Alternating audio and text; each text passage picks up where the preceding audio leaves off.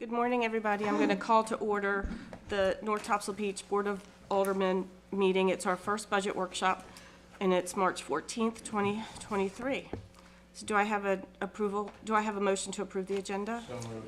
A second? So moved. Second. All in favor? Aye. Okay. Then what I'm going to do is turn it over to Ms. Darian. Yes. Thank you, Mayor. Good morning, everybody. Thank you for being here bright and early this morning. I know it's earlier than usual. Thank you to the staff present, department heads that have helped with their requests to help put this, for me and Caitlin to plug all this information in. So thank you. You'll be hearing from them a little bit later this morning as we go through the process. Ricky has the slides up, so we'll just follow through as I talk. And at one point, I will pass it over to Caitlin when we get to the spreadsheets. Ms. Darian, I did want to just, since it's our first meeting, just talk about the procedures and how you'd like it to flow. As you start to go through, do you want the board to hold questions to the end? Do you want them to ask as you go? And the same with the department heads. You can ask as we go. That's perfectly fine. Okay, thank you. Okay, thank you. Okay, Ricky, next slide. Okay, the draft budget that we're going to look at today and present has been prepared with a conservative approach to revenues and expenses that will allow us to continue to deliver high-quality service to residents and visitors alike. Expenses have been compiled by meeting with department heads, as I mentioned earlier, who will be presenting their department requests throughout today, reviewing historical budget data, the last three of actuals, and recognizing the external economic conditions that are prevalent. On this slide, you will see the budget preparation priorities that we established for the 23-24 budget. Remain fiscally sound with a healthy fund balance is number one. Number two, continue to provide and enhance public safety to residents and visitors alike. Maintain a high level of preparedness in order to respond to and recover from emergencies. Continue to support and balance the demands of new residential development. Continue to provide high service levels and quality of life amenities, mainly our beach. Employ technology to engage, improve, and expand service and public safety opportunities. In early March, we received initial tax estimates from Onslow County. Hey, Ricky, can you, next slide. And North Topsail Beach shows a 2.59% increase from last year. The projected levy is $1,630,900,000, and this is with the motor vehicle tax levy included, which equates to, and you'll see on that graph, $6,933,750 in revenues at the same tax rate. The slides presented represent the existing tax rate of 43 cents per $100 valuation and assume a 95% collection rate. As you know from our last audit, the auditor reported that we have a 99% collection rate. I felt comfortable, and Caitlin felt comfortable as well, to plug in to assume a 95 collection, just based on our last year's audit, but also the last few years historically. We've always collected within 98 to 99% collection. So I feel that 95 is a conservative rate. Just real quick, two comments. One is that's consistent with what the county's doing. I attended their first meeting, and they were discussing their budgets and talked to their collector, and I think it's in the same range that they're doing. And the second thing that jumps out at you is that the 22-23 year is because of the revaluation, right? Not because of new things. And I think it looks to me like, and the mayor is closer to this than anybody else, that looks like a more normal increase in property values, Mayor? Well, we still have a tremendous amount of new construction going on, which will, benefit us as well. So I think it's safe. Right, because it's showing $40 million in new building in 1 year. So. And while we're talking about the property tax valuations, just to point out that North Carolina statute has that they dictate that there's 8 years requirement for revaluations, while Onslow County does 4 years. So ours is every 4 years. We did one in 2014, 2018, and then, of course, last year in '22. Okay. Next slide. Okay. Highlights include general fund revenues have been drafted without the use of prior year reserves and with conservative assumptions such as not accounting for grants other than what is currently awarded, accounting for a conservative 10% increase in occupancy tax and no built-in increase for local sales and use tax. The total general fund revenue draft budget is $7,298,870. The highlights that are included that I'll just touch on briefly. Planning is requesting for 1 new position this next year for a planner 1 position. Fire is proposing internal restructure, which Chad is currently working on, promoting 3 current firefighter EMT positions, which will go to master firefighter, and renaming firefighter EMTs to firefighter 1 and firefighter level 2 based on qualifications. Again, just some quick questions on this. When you're talking about 10% increase for occupancy taxes, you're talking about versus budget for last year, not versus what we expect this year, correct? Correct. Okay. Yeah. And we did do some just basic calculations on what that dollar figure looks like, both for planner position and for the firefighter restructuring, which is included in that budget, in this proposed draft budget. The town submitted several grant requests for the upcoming fiscal year, including $200,000 to Onslow County, $10,135 for a drone, $22,823 for a beach vehicle, which is similar to an ATV. It's called a Roxer, but it's similar to an ATV. And $29,328 for a mobile command post for a police department, which will essentially allow them to set up and operate in any external off-site, whether it's a storm or any other emergency event. Townwide 10% increase for gas, oil, and tires, and a conservative 10% increase for occupancy taxes at $1,650,000. Personnel costs will account for over half of the general fund, as they typically do. I mean, our employees are our #1 asset for the town. I will add that if you went through the spreadsheets, you'll notice that there is no increase allocated yet for salary increases.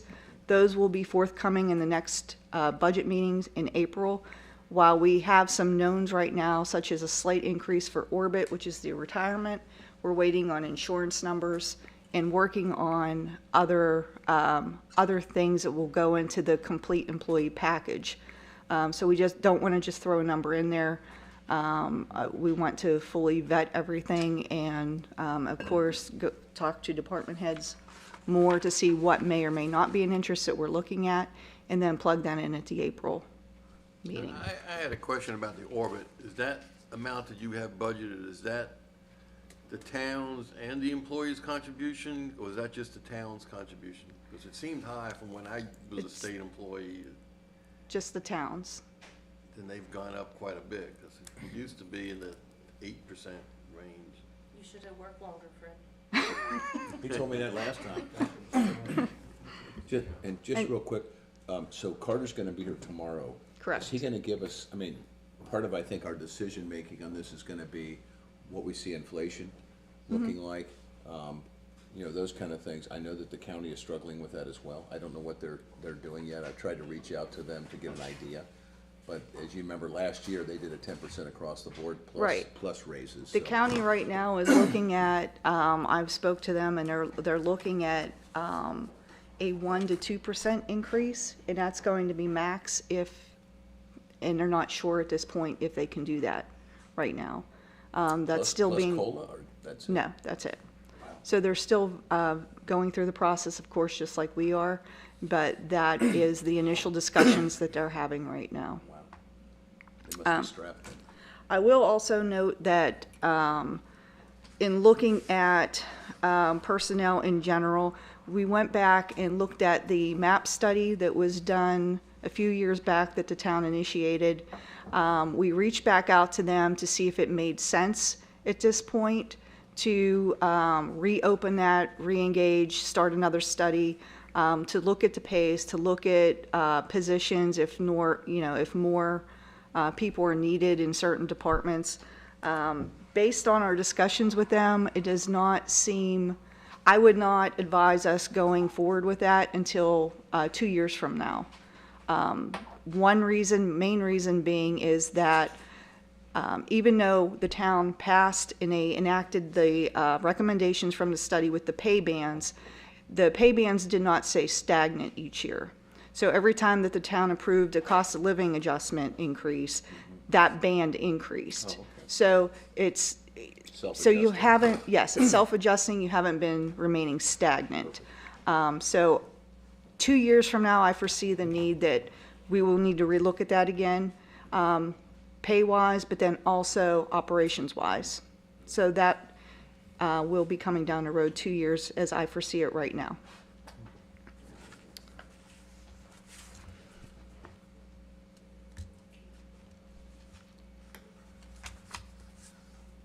Okay, so I went through and I talked about a lot about personnel and what we were doing to restructure.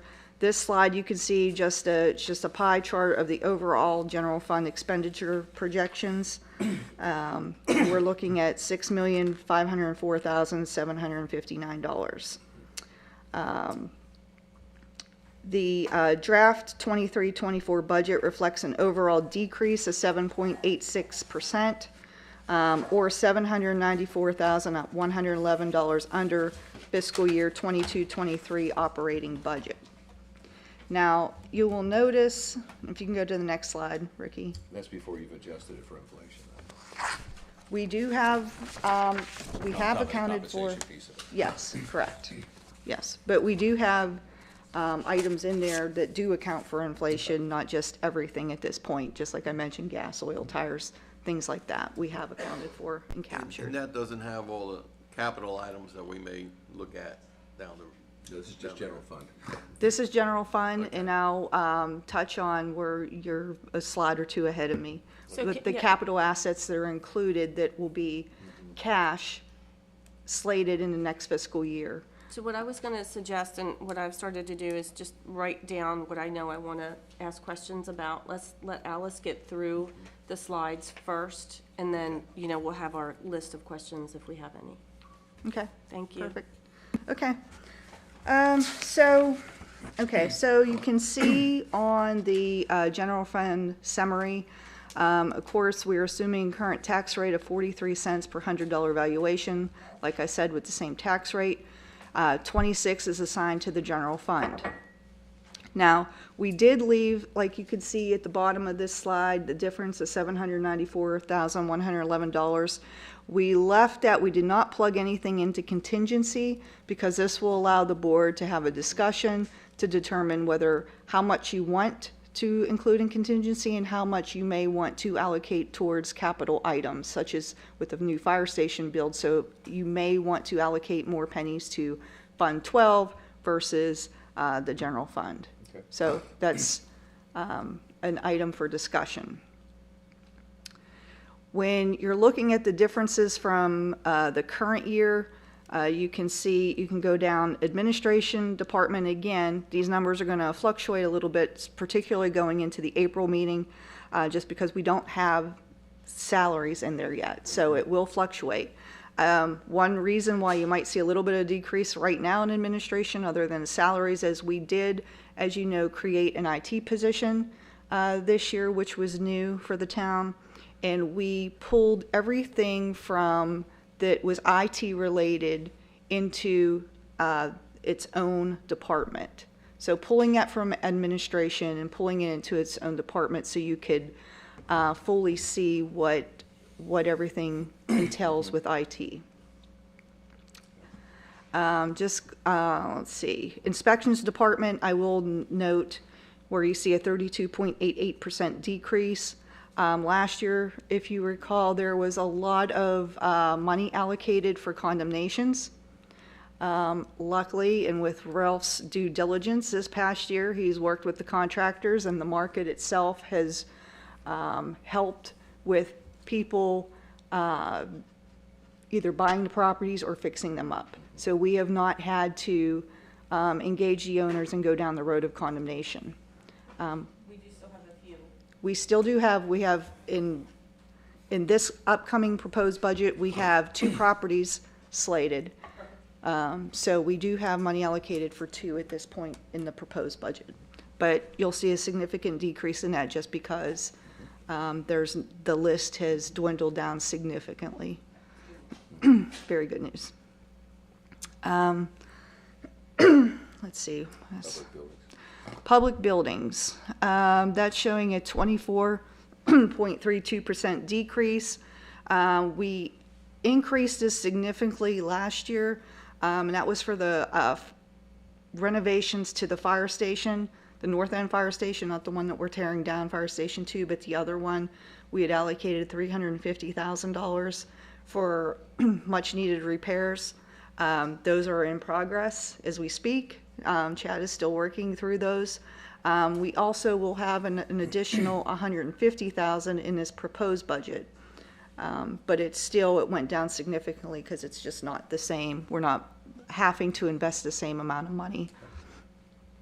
Town insurances, as I mentioned earlier, we do not have the numbers back from the insurance companies, so that could potentially go up a little bit.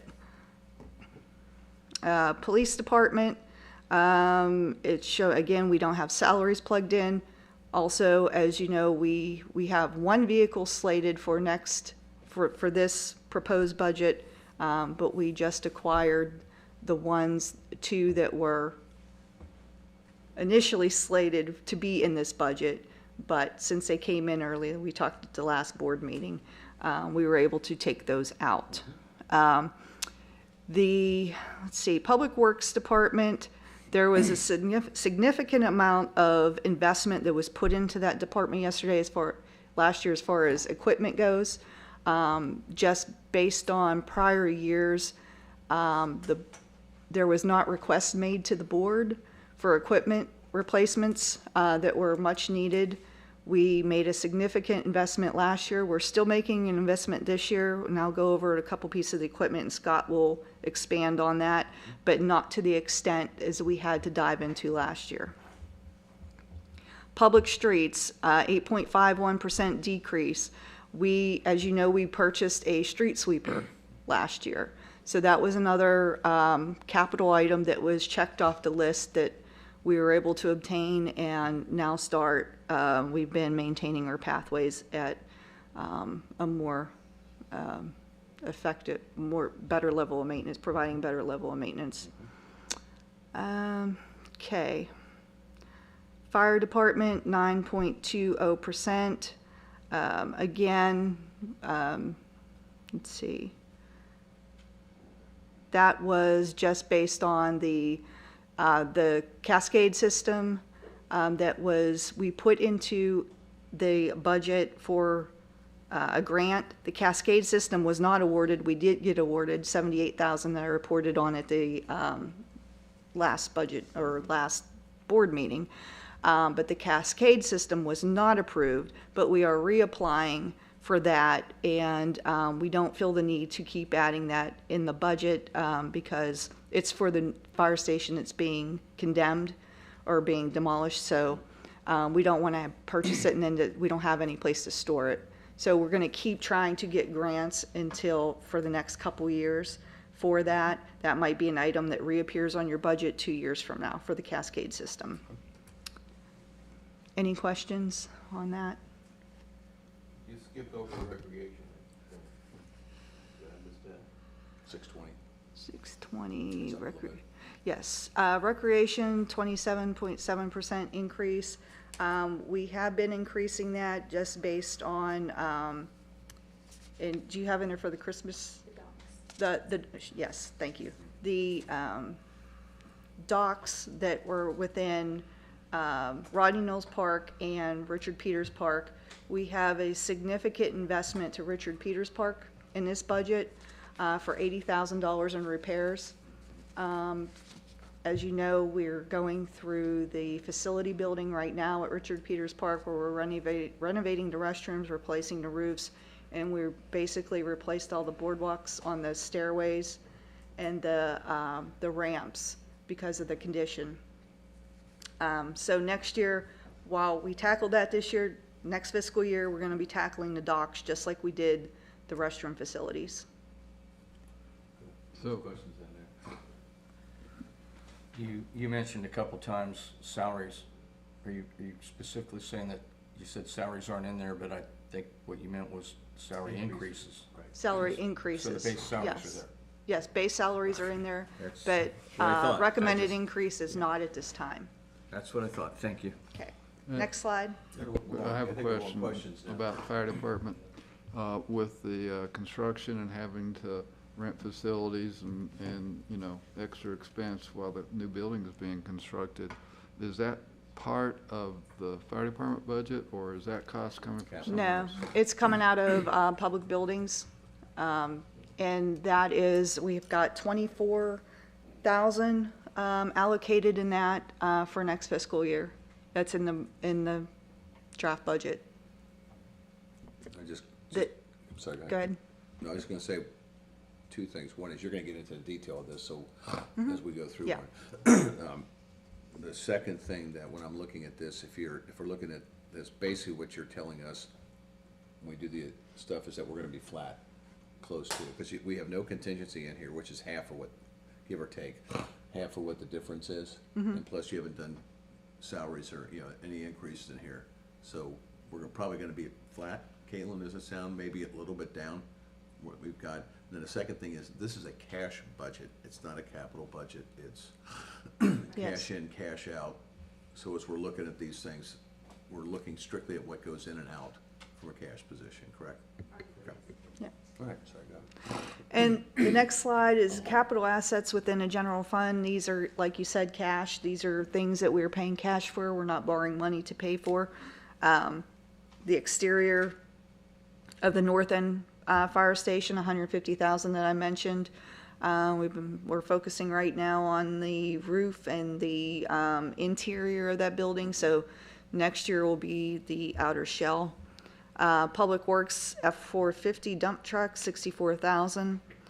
Public Works enclosed trailer and a mower for 18,100. One police department vehicle for 35,000, and one fire department vehicle for 55,000. So these are just some of the things that are, like I said, embedded in the draft that will be paid for cash. So also, just before I pass it on to Caitlin, similar to last year, we wanted to provide take a strategic budgeting approach for this series of budget workshops by providing a 5-year projection that provides a long-term perspective of what our knowns and our established priorities are at this point in time. While last year we worked on and provided all the calculations, I've asked Mr. Doug Carter he will be joining us, like you mentioned, tomorrow morning, and he will delve into the process that we've engaged him to work on, and basically determine at that point tomorrow, he will explain what the deliverables will be at this point, and also do a deeper dive to see what the board wants to get from his engagement. So how far do you want to go with it is going to be the question. And then just one request real quick. When Caitlin, if you would, because we do have some new board members, about what taxes have to go into what bucket. Okay, you know, occupancy taxes, parking and things like that. So if you would, I think you'd lead off on that, because this is just the general fund. So. Okay, so Ricky, next slide. And now I'm going to pass it over to Caitlin to go through the spreadsheet line items. I get all the fun ones with all the spreadsheets with all the little numbers. So yes, like Mr. Grant said, we have several revenues that come in for the town that are shared within some of our different funds. The main one, as you guys are probably all aware, is our property tax revenues. So currently our tax rate is 43 cents. 26 cents of that goes into the general fund. 7 cents is going into the capital improvement fund. and 10 cents is then allocated for the beach fund. We also have the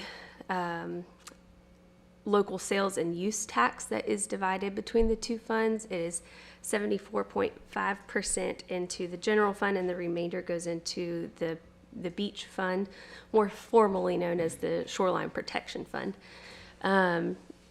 Also, we have our paid parking income, which is split between the general fund and the beach fund. That is a 75% and 25% allocation. 25 here to the general fund, 75% to the beach fund, and all of the occupancy taxes are allocated to Fund 30 to the beach fund as well. So those are our main hitters that are divided between the funds there. The occupancy tax is required because that is our collateral essentially for the SOBs that we have established. Yes. Yes, sir. 7 cents, 7 pennies to 7 pennies of the tax rate to the capital improvements fund. Yes, sir. So I'm going to go over some of the bigger changes. I don't want to go through every single line item. If there's any that I missed that you guys want to talk about, please, feel free to stop me and we can go over that as we go through. As Alice mentioned, we have received the updated numbers from Onslow County, the 1.6 number figure that she mentioned earlier, and we assumed a 95% collection rate.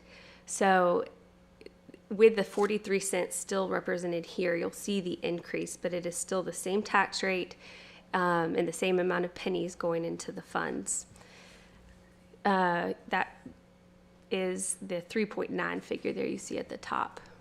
We've also increased the interest. As you guys approved this last board meeting, with those basis points going up from the Federal Reserve, we have significantly increased that as a revenue this year. So we've increased that on our line items going forward for next year as well. You'll see that in the general fund and also in the beach fund.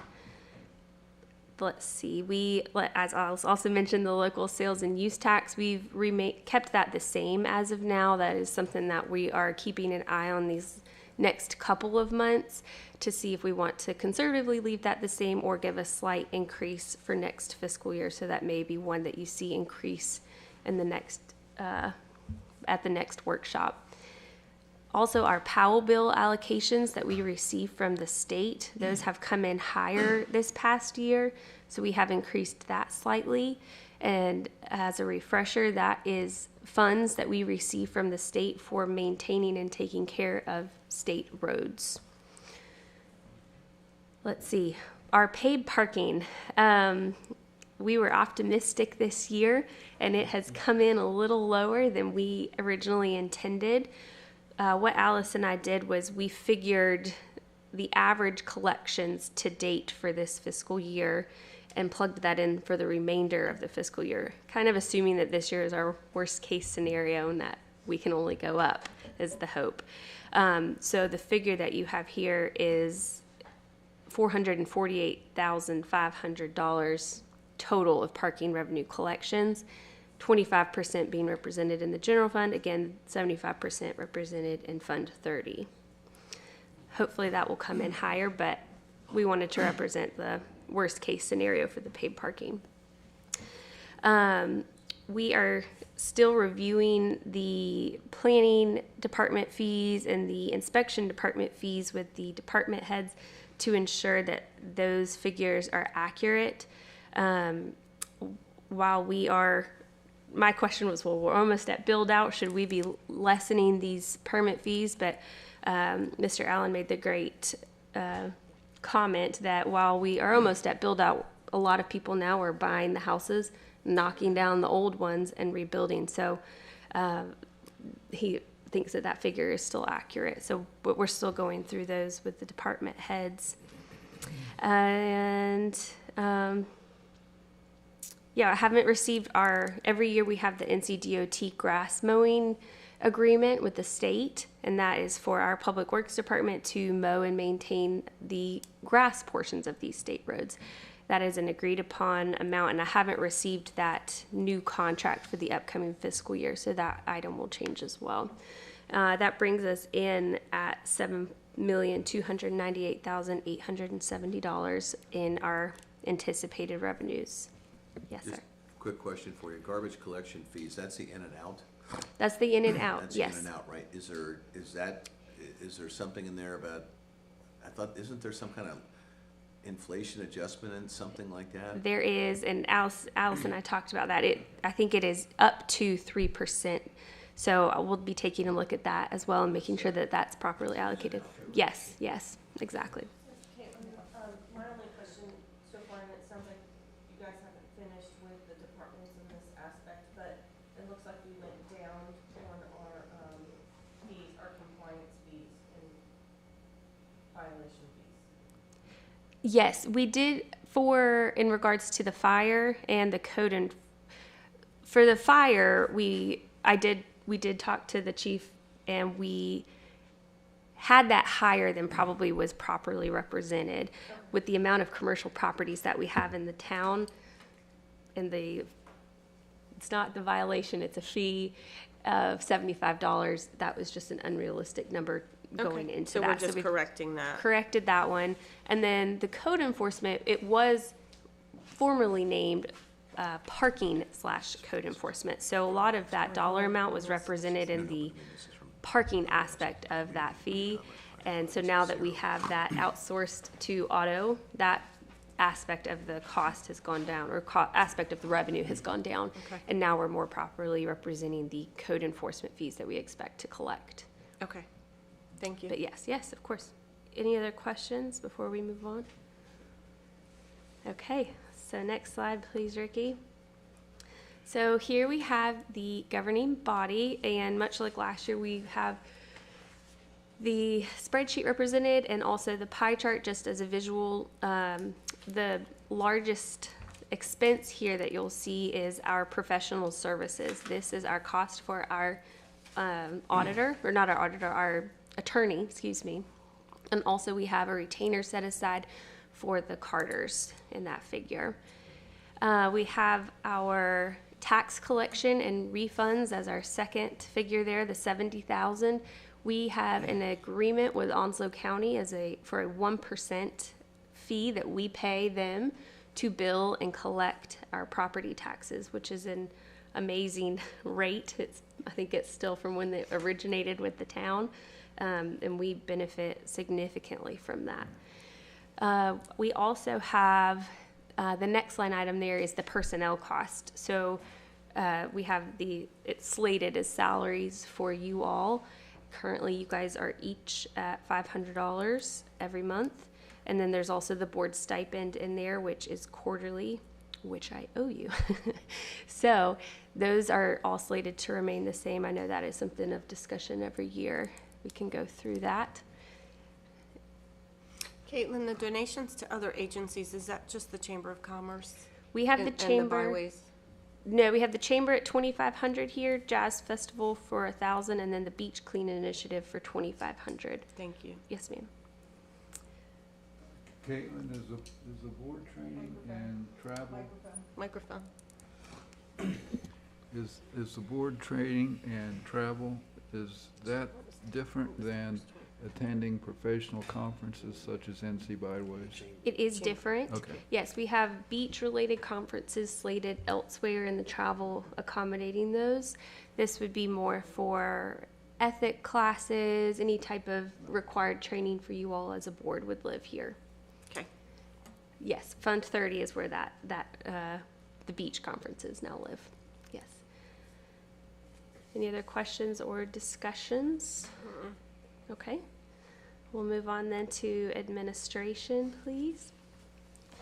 You will see a common thread going through pretty much the remainder of these slides, that personnel and salaries are going to be the majority of our cost. As Alice said, it is over half of the general fund budget, and you can see that slated here. We have the HRA cost of $30,000 also represented, and that is a benefit that the town pays for employees. Every employee has $1,000 on this HRA expense card essentially to spend towards health-related expenses. So that's one of the items we're looking into for next fiscal year of possibly increasing or looking into other benefit options for employees. We have also represented on the pie chart are the insurance figures. I think this is the only one where I broke it out, but insurance is a large figure that we plug in for employees. And just wanted to make note of that. Like Alice said, we're still getting in those new numbers from our broker, so that will increase the next time you see it. We did receive the updated orbit figure for admin and the general class. It's 12.96%, and for law this year it is 14.04% for the next fiscal year. That is town contributions. Every employee has to contribute to this system, just being a local government employee, and that 6% of their pay goes into this fund, and then this is the town contribution into this fund. So about 20% total. Yeah. And the town also provides a 3% 401k contribution. It says match, but that's probably incorrect because it's regardless if an employee contributes or not, the town contributes the 3% into a 401k for them.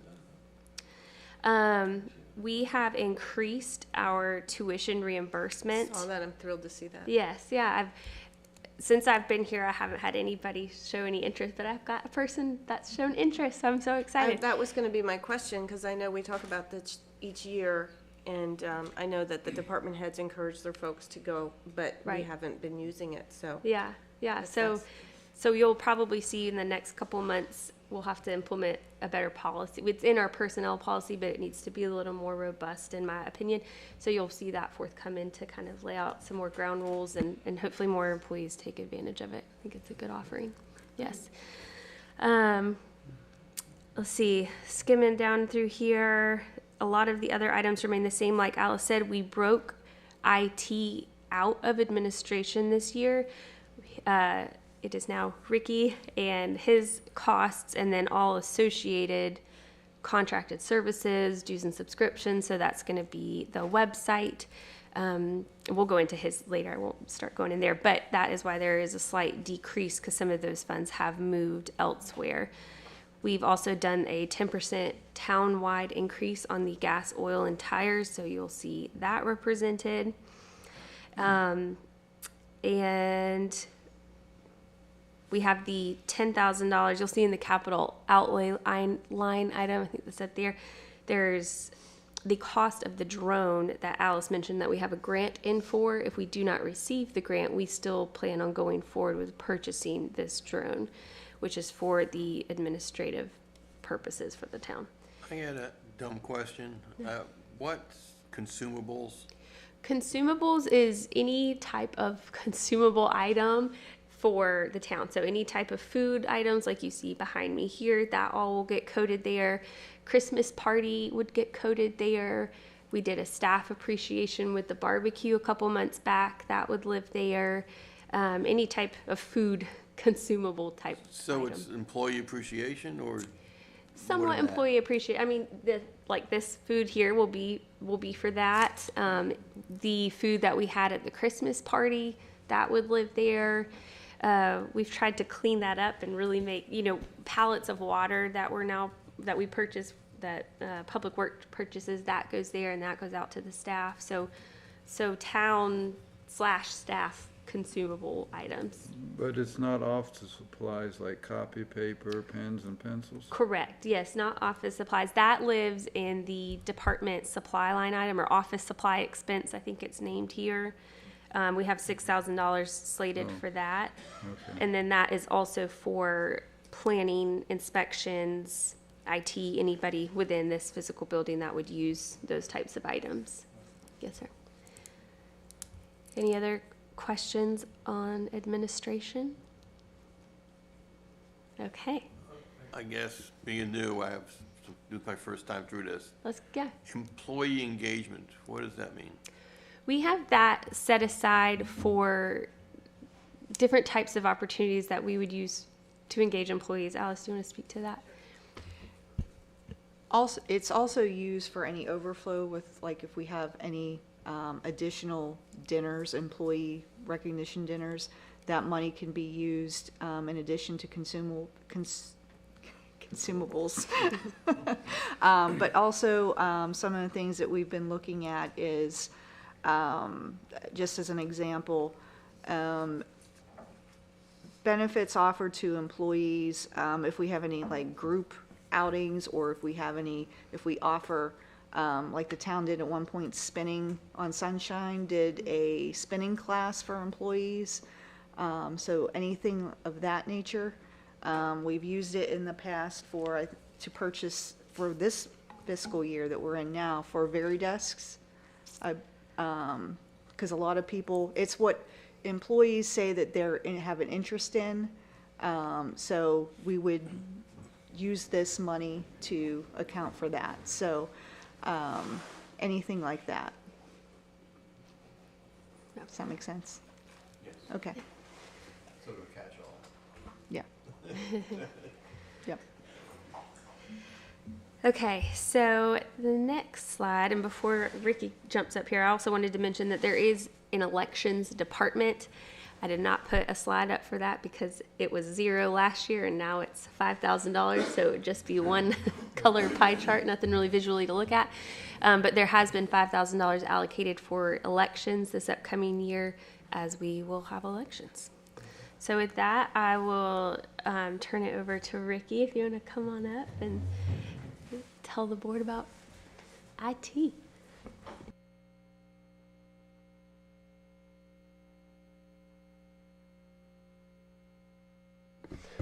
Good morning.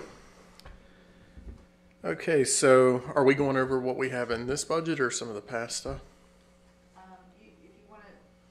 Because this is new for the board, if you want to just briefly touch on what things that we put into place this year, briefly, and then go into, because as you know, we budgeted for the website and everything, but as you all know, a website's only as good as you maintain it, so that's one main importance with having Ricky here. But just touch base on the things that we put in place over this past year and the technology items we're looking at next year that are included in the budget. So this year, as you all know, we've implemented the website, finally got that rolled out. We put together a mobile EOC network box that can go anywhere with us and be deployed within minutes for storms or the concert that we're getting ready to have, so we'll have network access down there. We are currently working on implementing secure door key fob access on all the town buildings to improve security and safety for all the employees and accountability for who's coming in those doors. This year we're looking at implementing some better email security that we currently don't have. What we do have is basically what Microsoft gives us, and it's subpar. Other than that, it's mainly stuff that we already have that's been rolled over, like our email licensing and subscriptions, website stuff, antivirus, remote monitoring and patching that we do on all the machines and things like that. So, Ricky, I'm not clear on this. Are the town, I guess my question is, are the town files in the cloud? Some of them, but not all of them. We're in the process of moving everything to the cloud so that we can get away from having servers here that we have to carry with us when a storm comes. We want to be, able to go wherever we have to go, power on our laptop and be able to work like we were sitting here. Okay.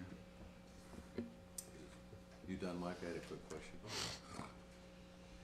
Yeah, quick question. The leasing of the equipment for the computers, is it cheaper to lease it than to actually purchase? No, but that was done before I got here. So this will be our lease is up this year. Right, with a $1 buyout. So we're going to do that. And we'll go a year without having any payments on the computers. And then next year we'll look at replacing the computers. They were slated for this year, but the computers are fine. So we're going to push them a year, get some breathing room without a payment on the computers this year or this upcoming year. And I actually had a follow-up. You done, Fred? A follow-up on that is, what is your philosophy? Is it creep and leap in terms of, do we? Typically every 5 years. No, but I'm saying, so if you get 6 new computers this year and we have 30 that we get on a constant basis, are you in a constant, in other words, it's not after 5 years we gotta replace 30. Right. You're rotating them out. And so when you Historically, they've all been replaced at one time. So if what I we understand. switched that to where we cycled, one department at a time, you're going to have one department that's, running a computer for 10 years by the time we finally get to them in the replacement cycle. So how do you work past what you're saying is, and I know it's not that big of an expense compared to like fire trucks and stuff, is that you've got a gorilla every 5 years on these things, so you've got to replace them all, right? Yep. And that's the plan. And that's in our future year plan. Right, and then anything that breaks down in the meantime. We fix, yeah. Yep, and that's, Just more curious because it's not that big a budget. yeah, and that's what the maintenance and repair, equipment maintenance and repair, we have that built in there. Worst case scenario, a server dies, and that would eat up a lot of that. Any other questions for Ricky? Thank you, Ricky. Hold on, before you go, do you just want to touch base on some of the technology applications that are included? Yeah, like the app for reporting. Yeah, so we're looking at an app similar to what the town of Surf City uses that allows people to install the app on their phone, branded with our town logo and everything, that will allow people to report all kinds of things like potholes or I don't know, anything, and they can mark the street location, take a picture of it, upload it in the app, and then on the back end, it's tracked in a ticketing system, and tasks can be assigned to certain people within the town, public works, administration, whoever it belongs to, and then you can track who's done what to resolve those tasks and get reporting from that. And show our response time to show where maybe we need improvements or, and where we're outperforming. Yeah, within that app, you can do other things like put the beach rules right there so people can see those quickly and easily. You can put your hurricane reentry pass information there. Anything you want, it's really customizable. So, Yeah. And it's going to give us the information that we need, the data going forward to be able to make sound recommendations based on the data that we'll get on, if we need more staff in certain departments, that's certainly going to help because everything will be tracked at that point. So you're So, tracking productivity. I'm thinking that we just have the water level meter installed or gauge installed at Town Park, and we're trying to figure out some way for citizens to be involved in collecting the data we need to go with that water level meter. Is this something that SAP could handle? I don't see why not. I mean, you can link it to anything that's on our existing website. So if we put that on our existing website somewhere, then absolutely you could put it in the app. And that water level sensor has a dashboard that you can log into, but they just got the arm extended on it this past week. Once it's recognized, because it has to be, it's solar, so once it has a few days to charge, hopefully it'll then be recognized on the dashboard. So once it's confirmed that it's recognized and working properly, that's when we'll share that link and that information for people to go on and be able to monitor, and it'll be on our website. Okay. Yeah, also in here's a subscription-based services, Adobe Sign. That's what we've been using to convert a lot of our existing paper forms or forms that were non-fillable to fillable, signable forms to make it easier for people to apply for things online and not have to come in here or, fill it out, print it and mail it, or scan it and email it, just to make things easier for residents. And then the rest here, just things that we already have, like the Adobe Acrobat and things like that, but we have. Ricky, I did have one question, and Alice, you might know the answer too. We had talked previously about having a workstation down here for folks who are having trouble doing any, but does anybody come in and use it? Have we had anybody coming in? Not to my knowledge. No, not yet. Okay. Typically, if I can interject, typically if somebody comes in, it's because they have problems. So, one of us upstairs, assists them, or we assist them on the phone. Okay, thank you. Any other questions for Ricky? All right, thank you, Ricky. Appreciate Ricky. it. Thank you. All right, next up we have Miss Hill to talk about planning. If it's okay, can we skip ahead to Ralph so I can get him Sure. all this straight? Yes, yeah. We'll go ahead and do Ralph. So if you'll skip ahead two, please, Ricky. Ralph has some more stop work orders to put out. You go one more, yeah.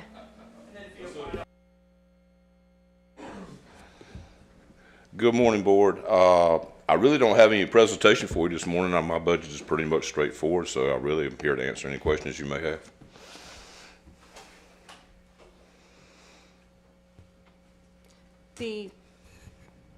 All right, Howard, I'll just point out that, like I mentioned before, the condemnations have decreased, we've Demolition, we've been able to remediate those throughout this past year, so those are not a high-ticket item in this budget, so it went down significantly. the only question I had was on the software that we're using, the Citizen Serve, I think it's called. If you guys are happy with it still, do we have anything planned in this budget cycle for upgrades or updates or anything like that? Currently, this time, I think this is the second year of operation of Citizen Serve, so we continue to go through and upgrade it, improve our drop-down list, try to eliminate duplications where we can.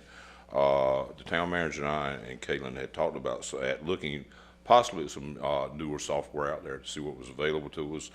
If we were a simple inland county, it might be one thing where we just issue a simple building permits.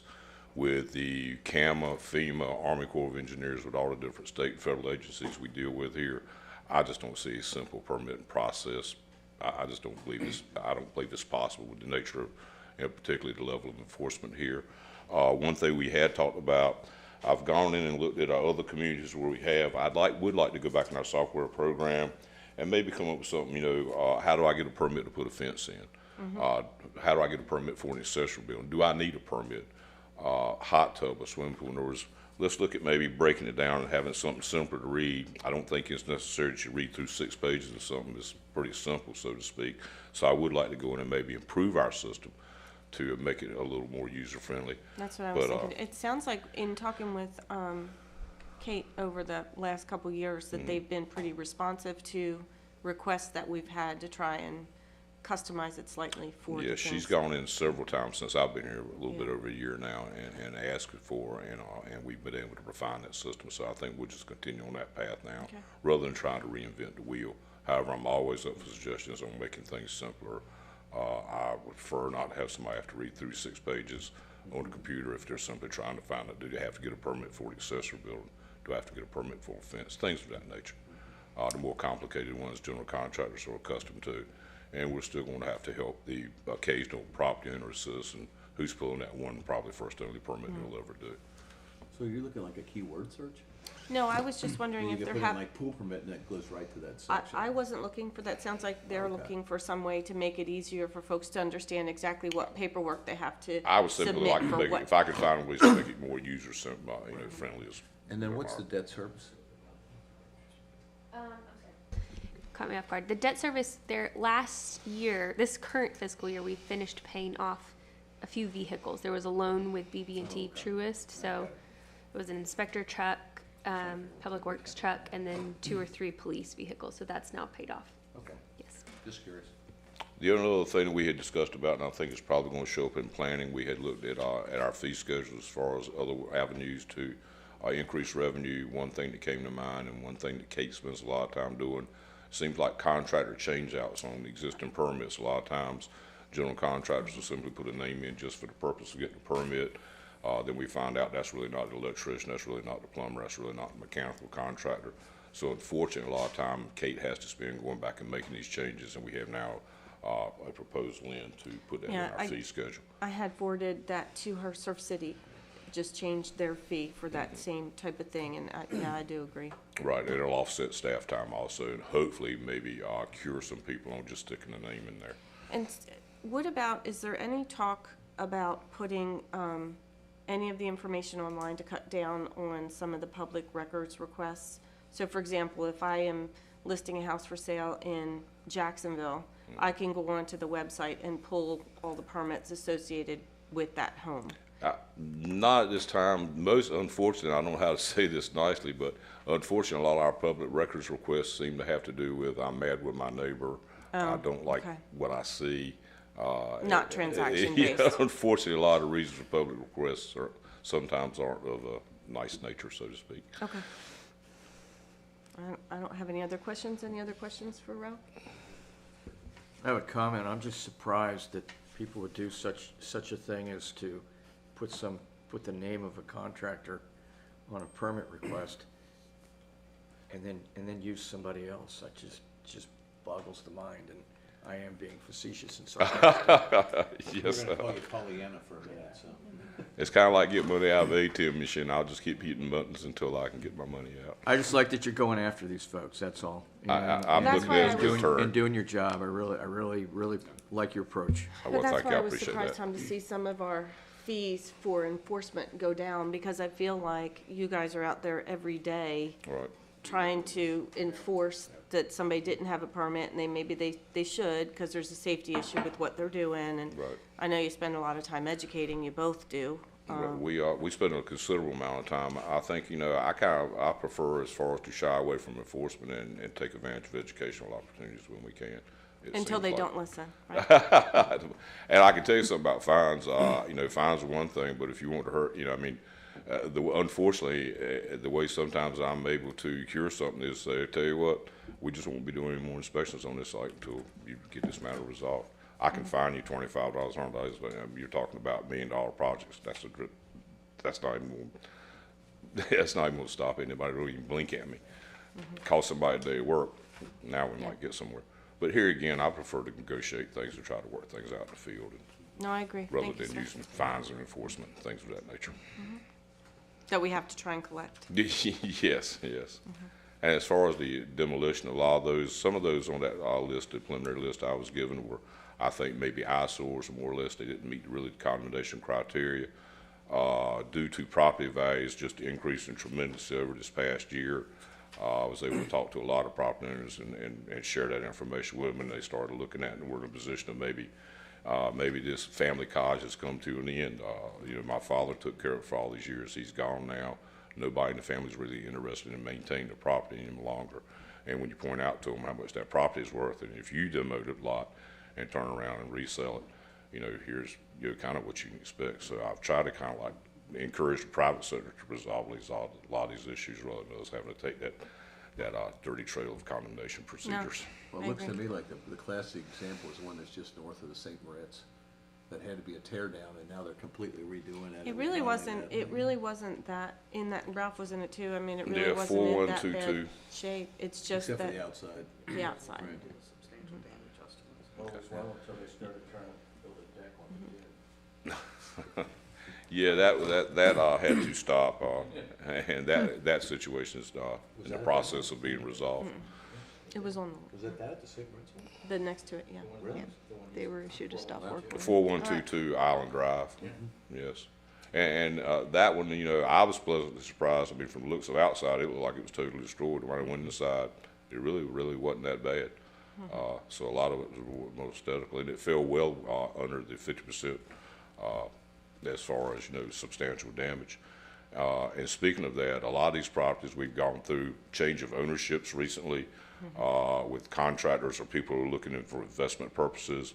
And Deb and I in the planning department have worked with them on our substantial law, using our FEMA codes and guidelines, and assisting properties in conducting substantial damage assessments of their property, right? And also looking at what their proposed contracts were. And I'm happy to report that those numbers kind of seem to be jiving out every time that we've used them. So that's encouraging that we have an actual FEMA program that seems to kind of coincide with some of the contracts we're coming to seeing for those repairs. So Ralph, do you know if the house that has the deck falling down right behind the south end fire station, are they gonna repair that one? Cause that one is concerning just because the deck is literally falling off of it. if you give me that address, I just want to be sure I'll share I've with got, I've got a couple that kind of fall in that Yeah, category I would right hope now. that, I mean, it's in a great location, I would hope that they would fix it up. Which house is that? It's, right behind, it's physically like right behind the south end fire station. The one looks like a On derelict. the other side. Huh, I know which one you're talking about. yeah, Actually, I think those Looks two like a pieces of derelict. property, those two last two that we're talking about, unless yeah. I'm wrong here. No, I think it's probably one of the last ones. I'm just hopeful that he'll also be responsive. Yes. I also encourage that too. All right, anybody else? No, thank you, Ralph. All Appreciate right, your thank time. y'all. Have a good day. All right, okay, if you'll go back one slide and then we'll do Miss Deb. Thank you. And just a note too, that we'll also continue with the contractors' open houses that we did this past Perfect. year. So the intent is to continue with those.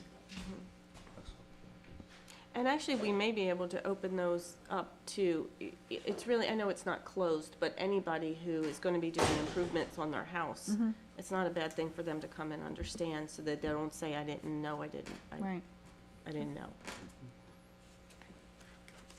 Your turn, Ms. Hill. Okay. So I finally caved on the planner assistant, as you can tell by the budget. Mhm. It's taken about a couple of years, I guess, 2 or 3 years. We had looked at supplementing the planning staff with assistance through the COG, either through Eastern Carolina Council or through Cape Fear.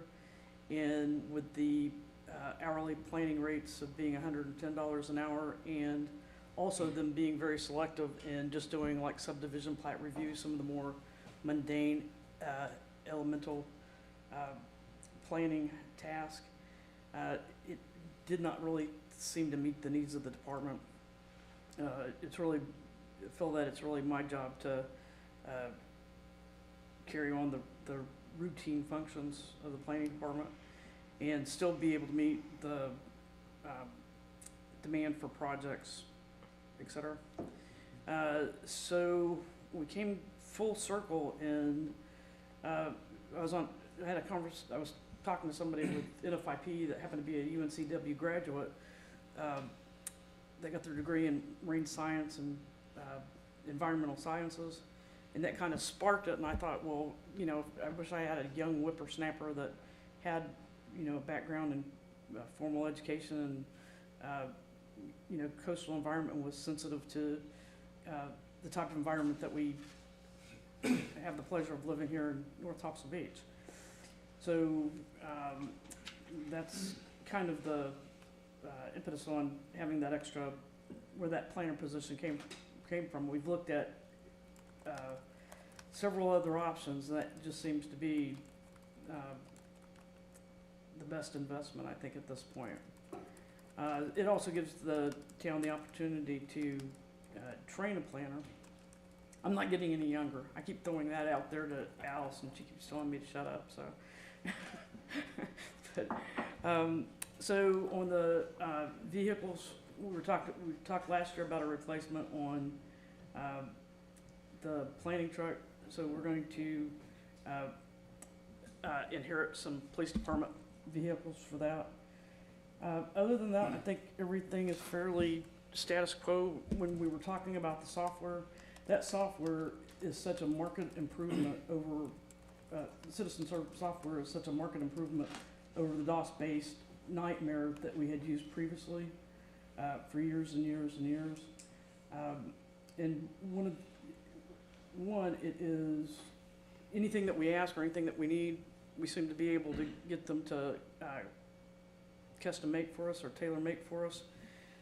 There's also the documentation is phenomenal. So when we take action or when we send emails, everything it's kind of like a protection or kind of an insurance policy, time and date of when we've taken those actions or sent those emails or responded to applicants.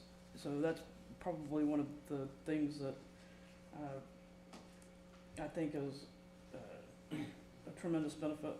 It also has a planning function and a code enforcement function. We haven't talked a lot about that. Normally we talk about the permits. We're starting to use the planning function, planning component quite a bit more. Several appeals have come through the portal, as well as special use permits. So that's going to be pretty exciting for documentation purposes. The same on code enforcement, where we can keep a log and keep track of enforcement efforts, both from a practical standpoint as well as a legal aspect. I guess that's about all that I have, unless you have any questions. I'm actually thrilled that we're bringing on somebody, Deb, in a Planner One role. I think that will help you, and I don't think there's going to be a decrease in building and planning anytime soon. No, definitely. And it's just turning into different challenges. It is, For sure. and having that extra position also, from a town management, from an overall administration position, gives some flexibility also. I don't expect either one of us to be standing around with our hands in our pocket I don't either. at any point in time. So I think that there's certainly enough work to keep two people busy. There's a lot of things that, I wish that I could get to, and if I get to them,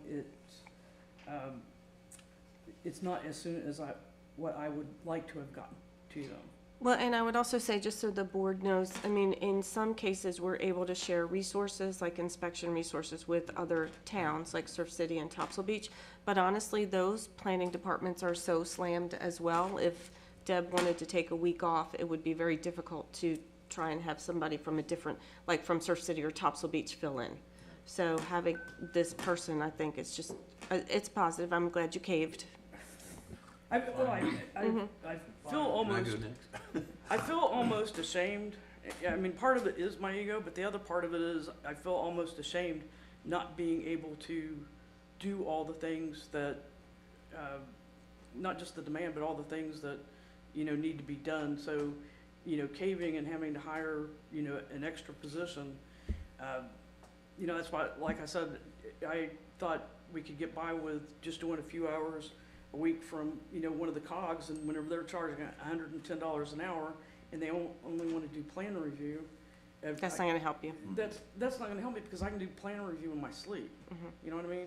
It's some of these larger, more time-intensive aspects. When you talk about code enforcement, and you talk about inspections, and you talk about follow-up, and you talk about phone calls, and when there's a phone call, when somebody calls, and the mayor probably knows this more than anybody else, when somebody calls or somebody emails for information, normally it's not just a quick one answer. It'll take about 30 minutes worth of research, or even up to an hour worth of research to be able to respond to a single email or to a single phone call.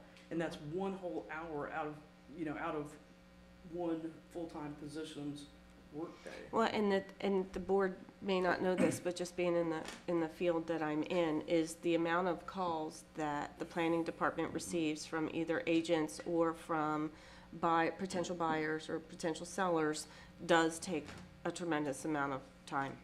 And you have to be careful how you respond. You have to be,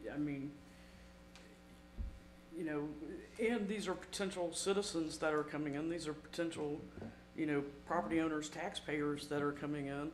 And so, their first interface with the town typically is in, buying property. So when they call and they ask for, basic information, if they don't get it, or if they get, what's worse, wrong information rather than no information, then, you know, that's their first impression of the town.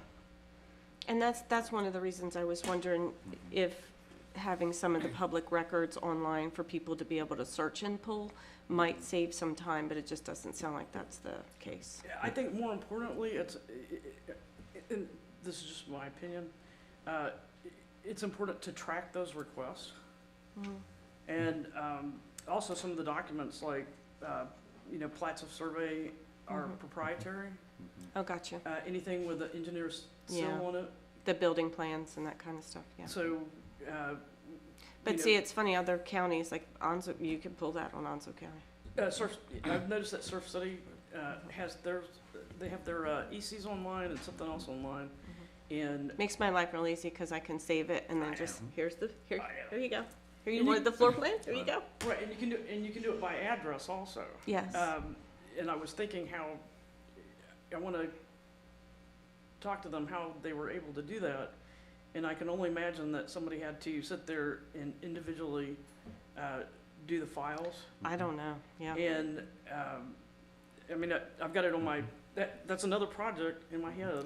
And again, I certainly would not dispute what should be on there or not on there. I'm just trying to think of ways that can help improve productivity and not get bogged down on some of the simple requests that we get. But you're right. I mean, they may start out simple and it might go into this, so. Constantly, believe me, we're looking at, the three of us are constantly looking at ways to do everything more efficiently and to, you know, cut out some of the redundancy and to be more customer service responsive, you know, for a lot of different reasons. And there's, you know, I just have to say, you know, Ralph's probably one of the best investments I think this town's ever done. I only told you that because he walked out, so I can tell you now. But with the two departments working together, we talk in the morning, we talk in the afternoon, we're constantly comparing work. When he's out in the field and he's doing inspections, he's not just looking at building inspections, he's also looking at flood vents, breakaway walls, the things that I inspect on the end part. I do the 7-day, but I do a final inspection. He's out there doing a sheathing inspection and looking at, you know, he has the opportunity to turn around and go, where's your flood vent? You need to get that in before your final. Don't wait until you call for a final and Deb comes out here and there's not any flood vent. So that has really, that's been a game changer. Well, the other thing, I'm very much in favor of adding this position, but kind of for another selfish reason, and that is, I don't believe that CAMA's looking out for us. I don't believe that the CAMA regulations are sufficient, and I've had a number of conversations, actually with builders, who happen to be on an airplane, talking about why are we relying on CAMA when a lot of towns don't and have more restrictive covenants, and I know it's a balance, but I think having somebody in there so you can step back and say, okay, what should we be doing? Because what I think we're seeing now, and I hate the social media stuff, but there are some fair comments coming in about why are you allowing this, why is this being built, and that kind of stuff But is. I respectfully disagree. I am one who has always leaned more towards they are experts in their field, they're supposed to be experts in their field, and they're supposed to have, you know, the environment and everything. So. We can agree to disagree, Yeah, because we will. I've actually sent stuff up to the head of CAMA, and Yes. shown him a picture of All right, something. but and let's he stay told on, me- let's stay on track. All right, so let me finish my comments, ahead. and I'll let you finish yours. And that is, I think that regardless of how that plays out, stepping back from it, I was looking at our CAMA plan again, is if there are tweaks that you think you need, and stuff like that, giving you the chance to step back from the day-to-day stuff and just say, okay, what am I seeing, what makes sense, those type of things, and then, you know, be able to step back again, have the resource to help you with some of your day-to-day stuff and allow you to just kind of, you know, at the 60,000 foot level, come back, so.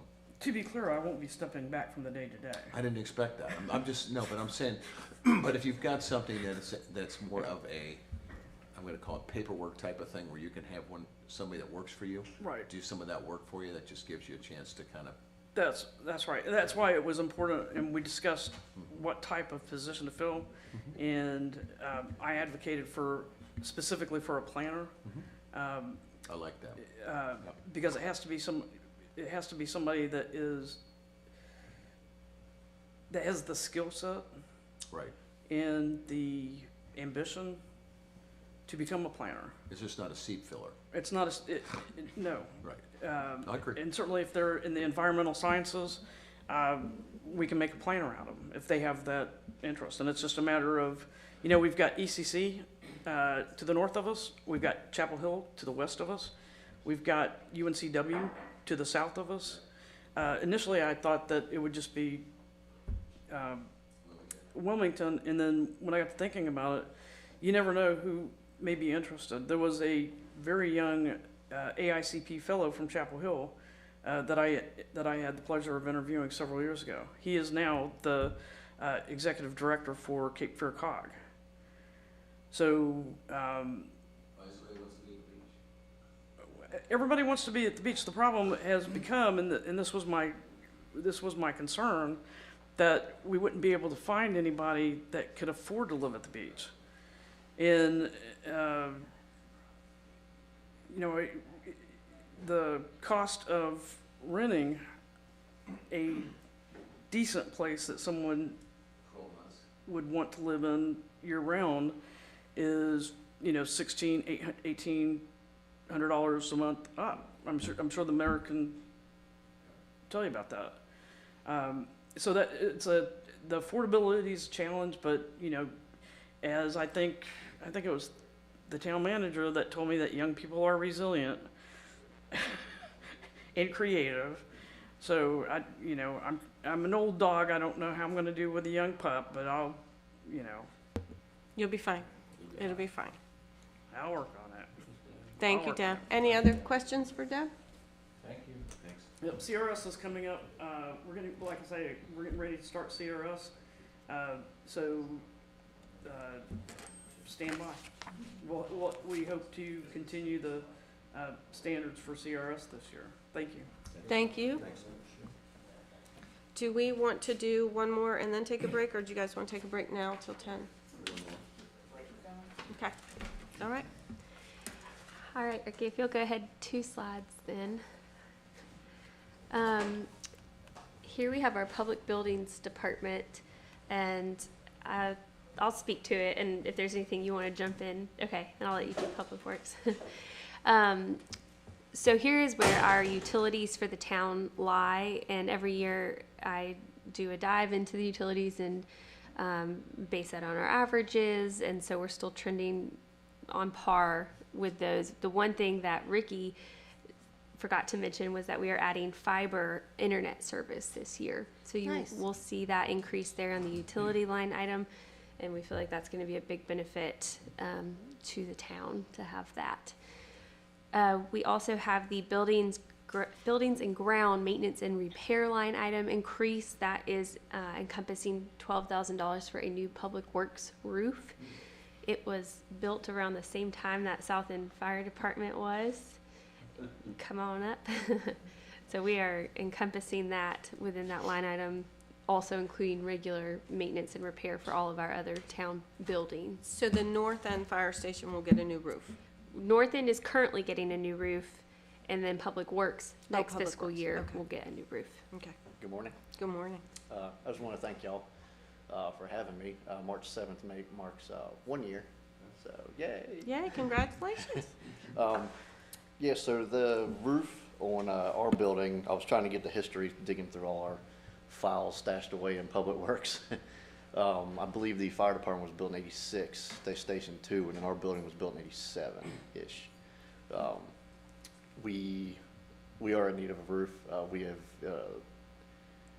upon inspection, on top of the roof, there are spots where I can barely stand on it. We've tried to, in the past, before me, they've put patches over top of it, and it's just so the sun and the salt has just made it so brittle at the top. There's some spots where I try to lay out and try to patch some areas, but I think it's at its end of its lifespan. I had 2 quotes so far. Highland Roofing was right around 9 to 10, depending on what they would find, and I had was it East Coast Roofing, I believe out of Southport, they gave me another quote around 12. That's just the roof, that's repaired, also replacing, we have wonderful skylights in there that are so brittle, they're thin as paper. Yeah, they'll be replaced. Oh, replaced or just removed? Well, they're removed, I'm sorry, Yeah. yeah, they'll be removed. You know, that would be nice if we could at least, you know, get another, 5 to 6 years out of that building before we, you know, try to, I guess whenever we do decide to rebuild that building or, you know, replace that building, we can get a little bit more life expectancy. So did we, and I haven't checked the website, but did we put on the website anywhere that we're obtaining quotes for the roof down there? Because I do know a couple roofers that would probably also provide you No, that's fine. I'd quotes. like to get as many quotes as I can. Okay. I mean, I had one guy come out there with a drone, he never even got out of the car. Yeah. Another guy, which, you know, he did the, you know, good explanation of, you know, why he didn't have to get on the roof. I just warned everybody that said, look, you know, the roof's thin. Yeah, a lot of times they Yeah. use their. Another guy went up with a sandwiches. ladder, so, I mean, he was trustful. Just to clarify, so anything that goes on the town's website as far as a request for proposals or bids, that's over a certain dollar amount, so those are larger scale requests. Anything under, under a certain dollar amount, that's when we lean on the department heads to get 3 quotes. Yeah, I was just wondering if people don't know about it, they can't volunteer to bid it. Okay. But yeah, that's mainly what we're after right now, just for public buildings. And then we'll have that leftover of, rolled over from last year's budget, or not rolled over, but, it's added to do the gazebos at the park. I believe we have the roof being taken care of at the park already. The roof's Roofs. slated for this Thursday, actually, to be repaired, to be replaced at the park. Mr. Peters Park? Yes, Richard Peters Park, the roof on the facility is slated for replacement this Thursday. What he's referencing is money that's allocated for the docks, focusing on the docks next fiscal year. Nice. The building itself, Public Works building itself, we're pushing that out. If you look at the out years, we're looking at the 5-year mark. So we're trying to remove the skylights, just like Scott explained, and to get it to where it's in a condition to where we can get 5 years out of it. Okay. Any additional questions for Scott? No? Thank you, sir. One thing else to note here is we have increased our landscaping a little bit for extra pine straw, extra plantings, a rainwater installation that Alice is working on. We are also, like mentioned previously, we're doing the exterior of the North End Fire Station this year. So that'll encompass, that 150,000 will encompass the. Well, that'll look nice. Yeah, so it will look nice. And then we also have a new line item that I've created for the lease payments that will be for the rental of that property for the firefighters Good. when they are out of the fire station. Good. So that has a separate line item here. Perfect. That's an annual rate, Well, this is, 24,000? and however long they're out of, yes, Right, I understand, it's 2,000 a month for whatever, yes, yes, that's all it is. yeah. In the furniture and cleaning services, that's doubled, what's that Yes, for? thank you. The furniture, there is an art sculpture that Alice is working on that is encompassed in there. And then we also have a couple $1,000s slated for extra tables. We've been slowly accumulating these rollout tables, which you all have probably seen over the course of the last year. So we're going to get some more of those. And then with hiring some new employees, we foresee the need of another desk or 2 upcoming. So that's in there as well. And we currently have budgeted for the cleaning service. There's a company out of Jacksonville that cleans Town Hall bi-weekly, and we have increased that next fiscal year for a weekly service. And so that's encompassed here as well. Okay, any other questions on the public buildings? All right, want to take a quick break? Yeah. All right.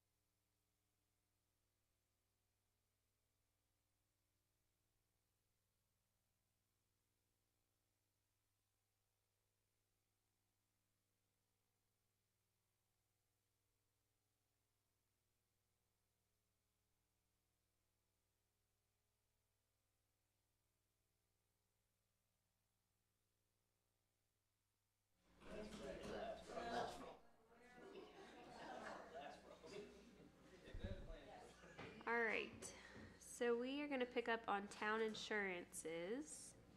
Insurance. Are we good to start? Okay.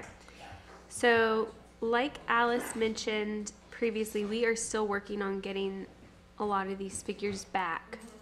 I did reach out to the league. We go through Wells Insurance, who's our broker out of Wilmington, for our property and liability insurance. And so I reached out to the league to have them compare our property and liability costs.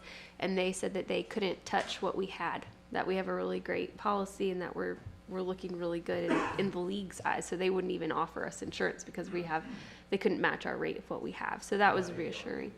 I'm sorry?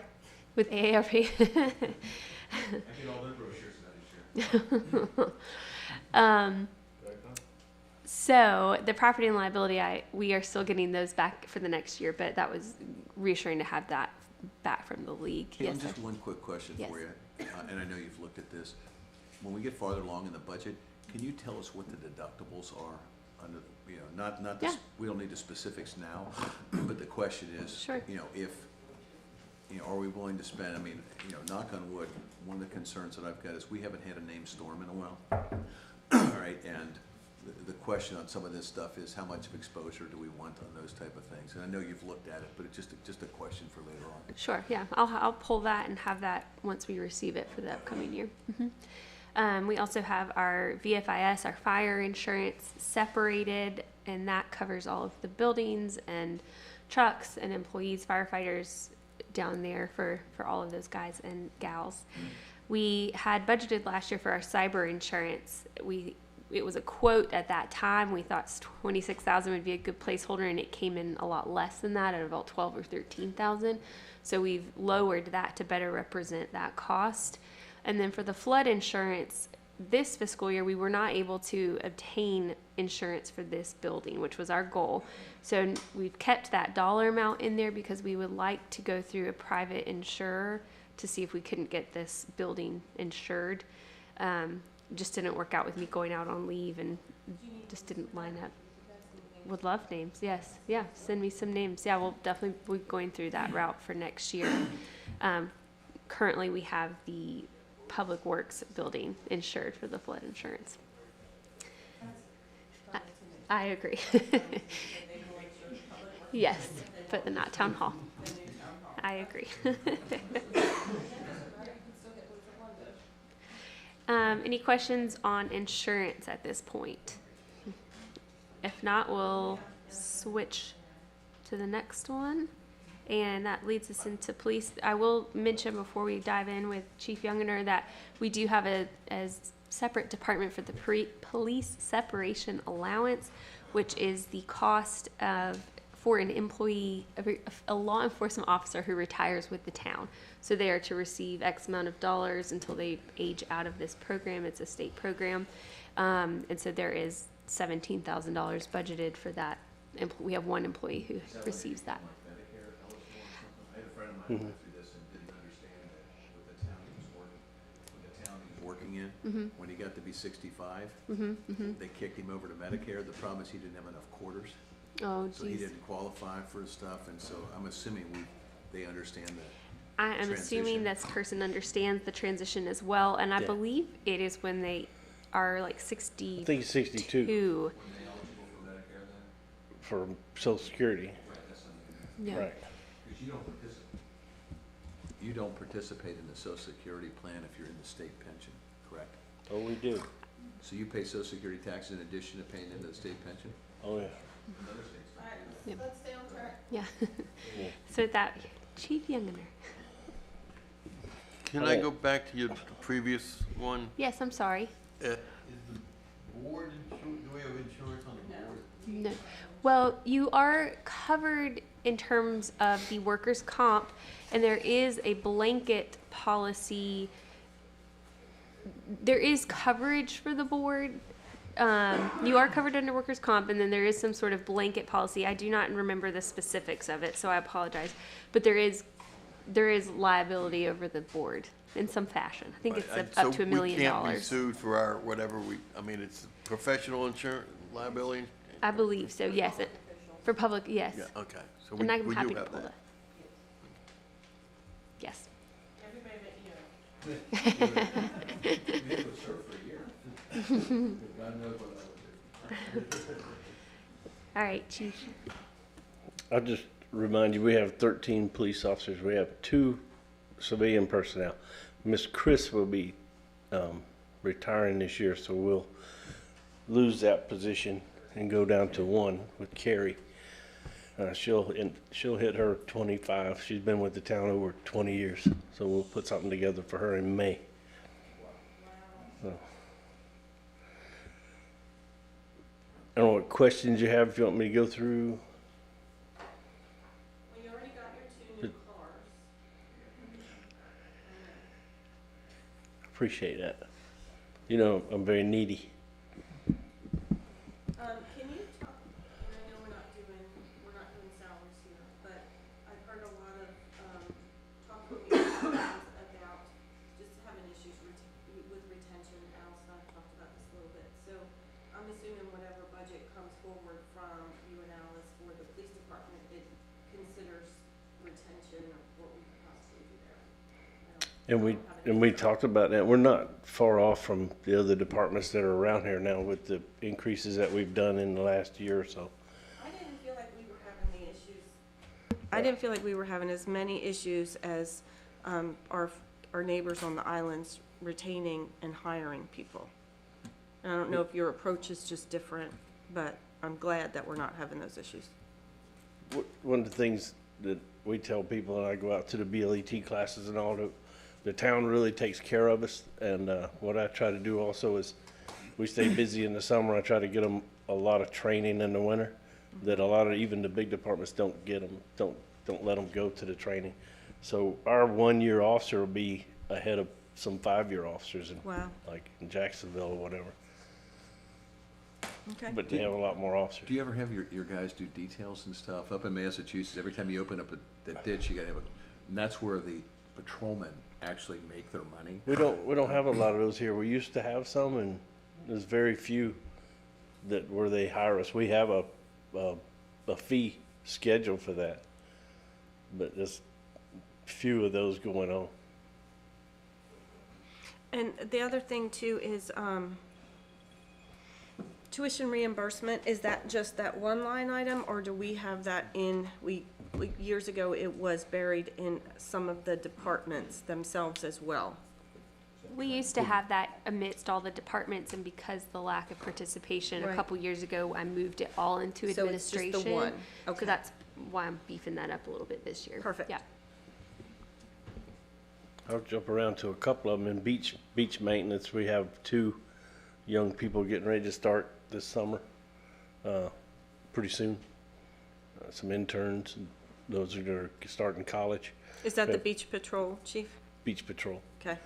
right. Will we have 2 this year, is that what you're saying? We got 2 set up so far to come, if both of them show back up. Because we do get a lot of emails on that, like I haven't seen them, and it's like, well, it's pretty big beach for, you're not gonna see them every 30 minutes. Right, it's it's too far. By the time one person sees us, most of the day is gone. We did put in a Roxor vehicle in there, Alice mentioned, because the surplus vehicles we have and the ATVs, they don't last as long. That Roxor's, it's a small version of like a Jeep. So with a 4-cylinder motor in it, we can get out on the beach. You need to a borrow little my bit better. Jeep, is that what you need to I'm do? gonna need that Hemi. Yeah, so, you need the Hemi. to And get out Alice's there. truck. And just so some of the new board members know too, the purpose of the beach folks going up and down is more for education. If there's an altercation or something like that, they're gonna call. They talk to them about glass bottles, trash, things like that, turtles, leaving the equipment overnight so that our person that used to pick up a lot a couple of years ago, Steve, now picks up hardly as much. That's great. So they do that. If they have any altercation, they have a phone number for the supervisor that's working. They call and the police officer go out there and take care of that. Do they do any enforcement on dunes violations? They'll educate some people, but sometimes there's a confrontation. So most of the time on those, they'll just call one of the officers and let them take care of that. And that's been a That's hard digging topic. holes in the beach too. Yeah, talking it's to been a them hard about filling topic them in. over the years because unless the police officers, like people will take a picture and put it on social media, but they don't call. So if we don't see them actually on there, it's difficult to enforce. Yes, holes on the beach is another thing. And holes on the beach. Yeah. Okay, this looks So- pretty, you're not getting a whole bunch of new stuff this year, chief. Not a whole lot. We're steady. I will say, I wanted to throw IT a plug because since we've had Ricky here, we used to wait on computer warriors. That we had and you just wait in line. But we'd wait 3 days, and every officer has a computer in the car. They're doing reports out of there. They'd have to come in here and change everything. So he's very responsive to us and gets out there and fixes everything very fast. That's been a great asset. He's doing ride-alongs now too? He helps out. Well, and I believe the drone we've used quite a few times. drone? As well, so, yeah, it's definitely been a huge asset, I think. Okay, anything else for chief? Thank you, sir. Your donuts up here. Police lifesavers. Going to Dale Donuts really did save a lot. Oh, wait, It do you did. have toys for Chase in here? Do I have what? Toys for Chase? Toys, he's in there. He's got, he has his own budget. Okay. Okay, good.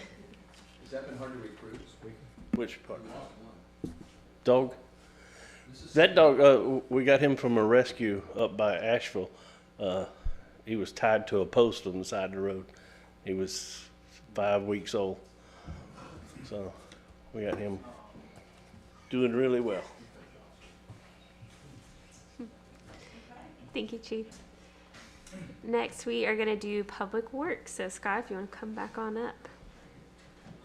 And I just want to remind the board before Scott comes up, and Alice already hit on this a little bit too, but prior to last year, there really was no significant investment in Public Works and our equipment there. So I think what you've seen last year and some additional carryover this year is just that continued investment because everything was 50 years old.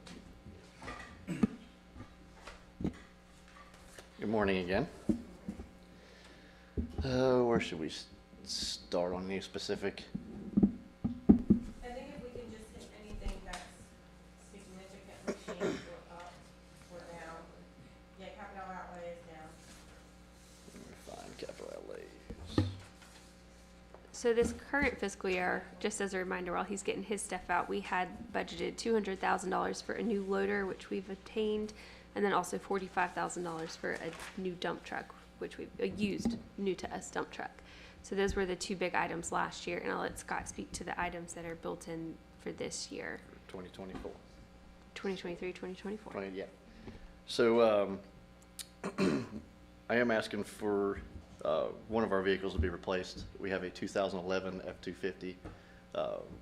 It has seen better days, in the previous, maintenance that's been going to it. They had, welded, the truck bed to the chassis. I've had some, I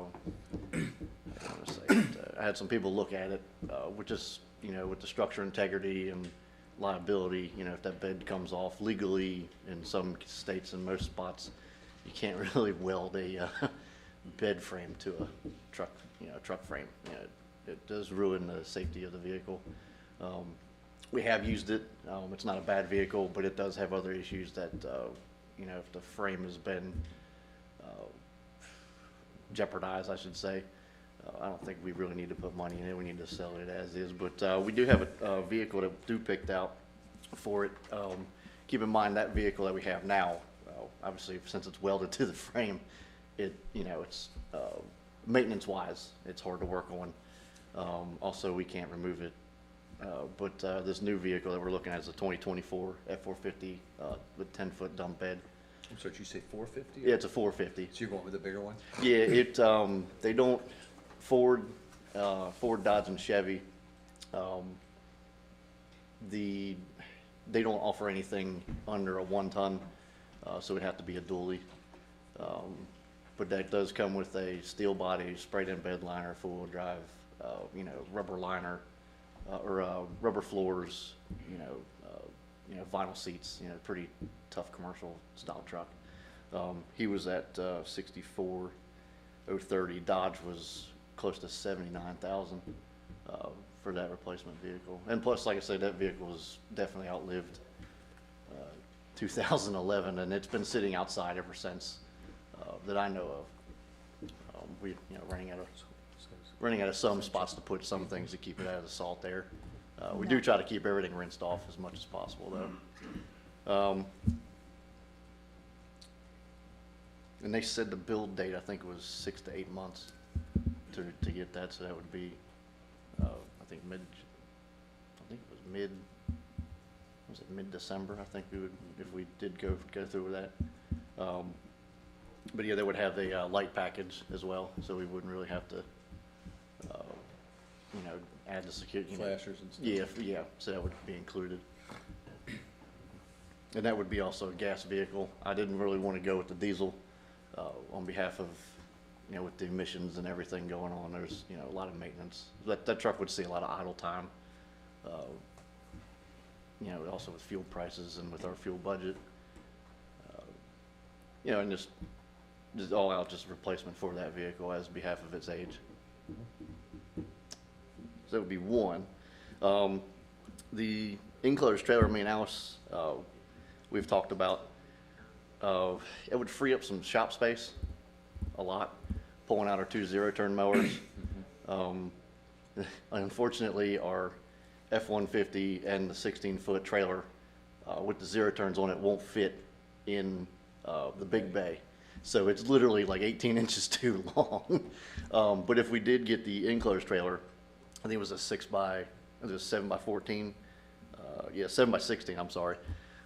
We can put all our landscaping equipment in that and get them out of the shop. Give us more workspace. We wouldn't have to move the equipment in and out all the time.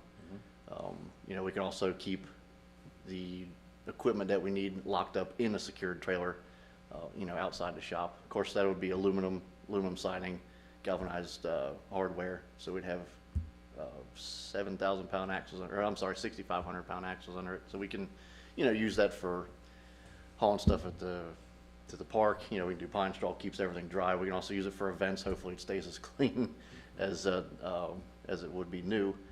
We can use it for side advertisement. You got a big billboard, mobile billboard, you put North Topsail Beach on the side of it. So, and that was right at, I think I got them down to 89.50, but we budgeted, I believe, for 9,200 for that, just in case that one's not available. The people that, I think it was East Coast Trailers and Autos, they have a decent one that they use to move from one location to their new location. And they said they had one that they used, like I said, just to move stuff, and they're just selling it as is. So. Would you use it, then, if we had a named storm or something to move equipment Yes. off as well? So you've got that added benefit too. Oh, yeah. Yeah, I mean, even if we couldn't get a mobile trailer or, mobile enclosure, if we need to take stuff out of this, town hall, police department, fire department, if we're pulling stuff out of office to, renovate or, it's pretty much a storage building on wheels. We personally use ours all the time. I don't know how you are functioning without one right now. It's been tough. Well, if you got the 450, you can pull that anything too. So. Oh, yeah. Yeah, and that would, like I said, if I touch back on that too, we don't really have a heavy haul truck besides the dump truck. The 250 in my truck that I drive is a 250, and it's only 3/4 ton. It would also help pull our big C9 generator that we have, that 120 kW generator. That thing weighs alone, it's like 7,000 pounds. So it's 3/4 ton. Excellent. No, I think that's a good use of funds right there. Yes, sir. I don't know if this falls under Public Works or can be under Fund 30, but there's an island-wide effort to eradicate Vitex from the dunes, and it will probably be a contract thing rather than individual towns using their Public Works personnel. Is that? 30. Fund Fund 30. 30. She's saying Fund 30. Anything else for Scott? No? Thanks, Scott. Thank you, sir. Yeah, I did have, the one other thing was a tractor replacement. Was the, Oh, Yeah. you Oh, need me to touch tractor. base on that? Or did you want me to touch base No, on go that? ahead. The John Deere tractor we have, it was bought in '96. It does not have an enclosure for a cab. We use which, you know, we're gonna replace that too if we can. The boom mower is limited to different angles of cutting back to side roads and stuff like that. As of right now, it's also been sitting outside for quite some time because we are limited on room in the shop. But the new replacement Kubota, it would be a Kubota M660. It'll have the brush guards on the side, also operation the boom mower, which is 18-foot reach. The boom mower we have now has one guard on it on the back. They've been using it with the John Deere with no cab protection whatsoever. They've sort of had like a net that would stop some stuff, so it's kind of, I don't want to say embarrassing, but you know, it's very It's a dangerous. safety issue too. Yes. But this, you know, new machine would have the same auxiliary stuff. You know, it'd have a front bucket, quick attach front bucket, the boom mower, you know, a cab, you know, with the screens. Also, we can run, it would also stop us, well, I shouldn't say stop us, it should help us out, eliminating taking the mower off one tractor, you know, and then putting another application on the side mower or the zero, or not the zero, the flail mower that we use to cut the right of ways. We can have both machines in operation when we do side cutting. What's your lead time on this stuff? On getting On that, the mowers and stuff, yeah, on this piece of equipment? they had one on they actually had two coming in from Nash Equipment.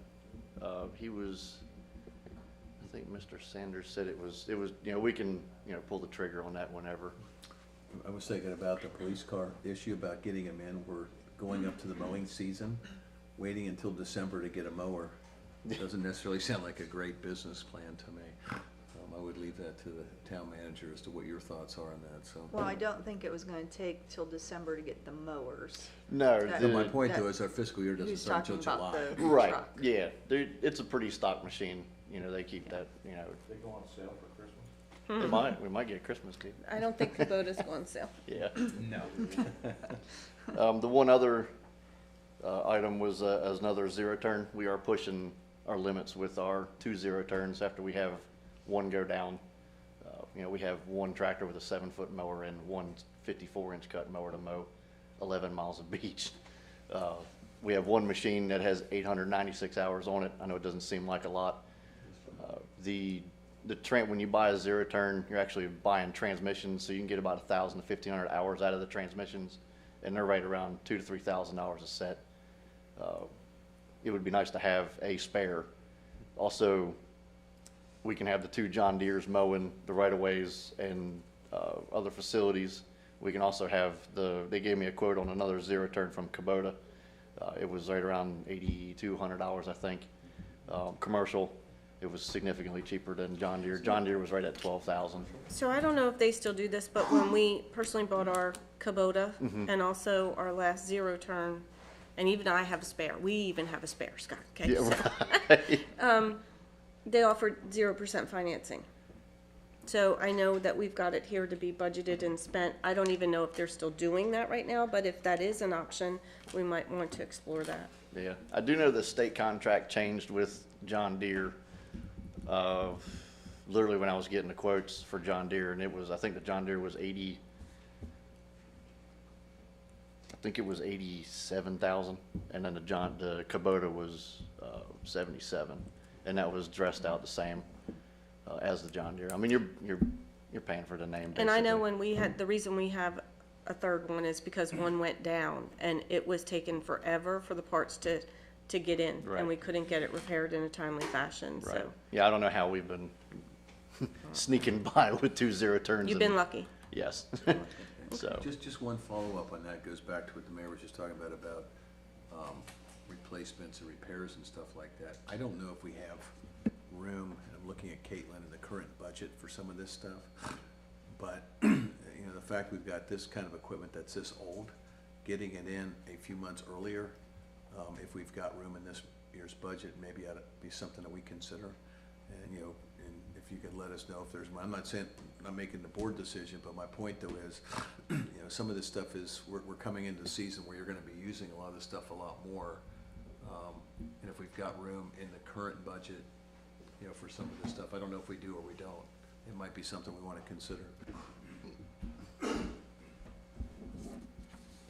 I'll look into those and I'll let you guys know. Any other questions for Scott? Thank you. Just one thing that I just do want to touch on, just as far as operations go, you'll see in there that there's a line item for rental equipment Oh, yeah. for $6,000. Historically, and whenever we've done debris pickups, you know, we would historically pay for dumpsters, then you pay for a pool, then you pay for the tonnage or whatever it cost. We have changed our operations to where we looked at, Scott vetted the cost of a chipper versus renting one. So we have plugged in for this budget, for next budget year, to rent one for the debris pickups as well as the Christmas tree recycling like we did this past year. So that way that everything is being mulched, so that we could either use it at any of our facilities or offer it to the public. Someone did come up and pick up the mulch from the Christmas trees. Yeah. Yeah, we had I quite a know. few people. Yeah, And, so, yeah, and also with that other spare F-450 truck, you know, we, like I said, we only had one little dump truck. Now we can have, when we do vegetation pickup, you know, we can start on either end. We can also separate between the bags, little stuff, you know, Right. heavy haul stuff. So yeah, it would be very beneficial. Thank you, Scott. Thank you. All right, so the next slide and the next department we're going to look at is our public streets department.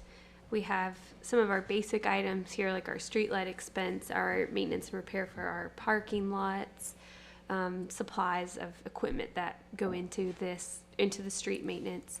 We do have slated here a replacement of our 2 town entrance signs. So that is a project that is forthcoming with Miss Alice.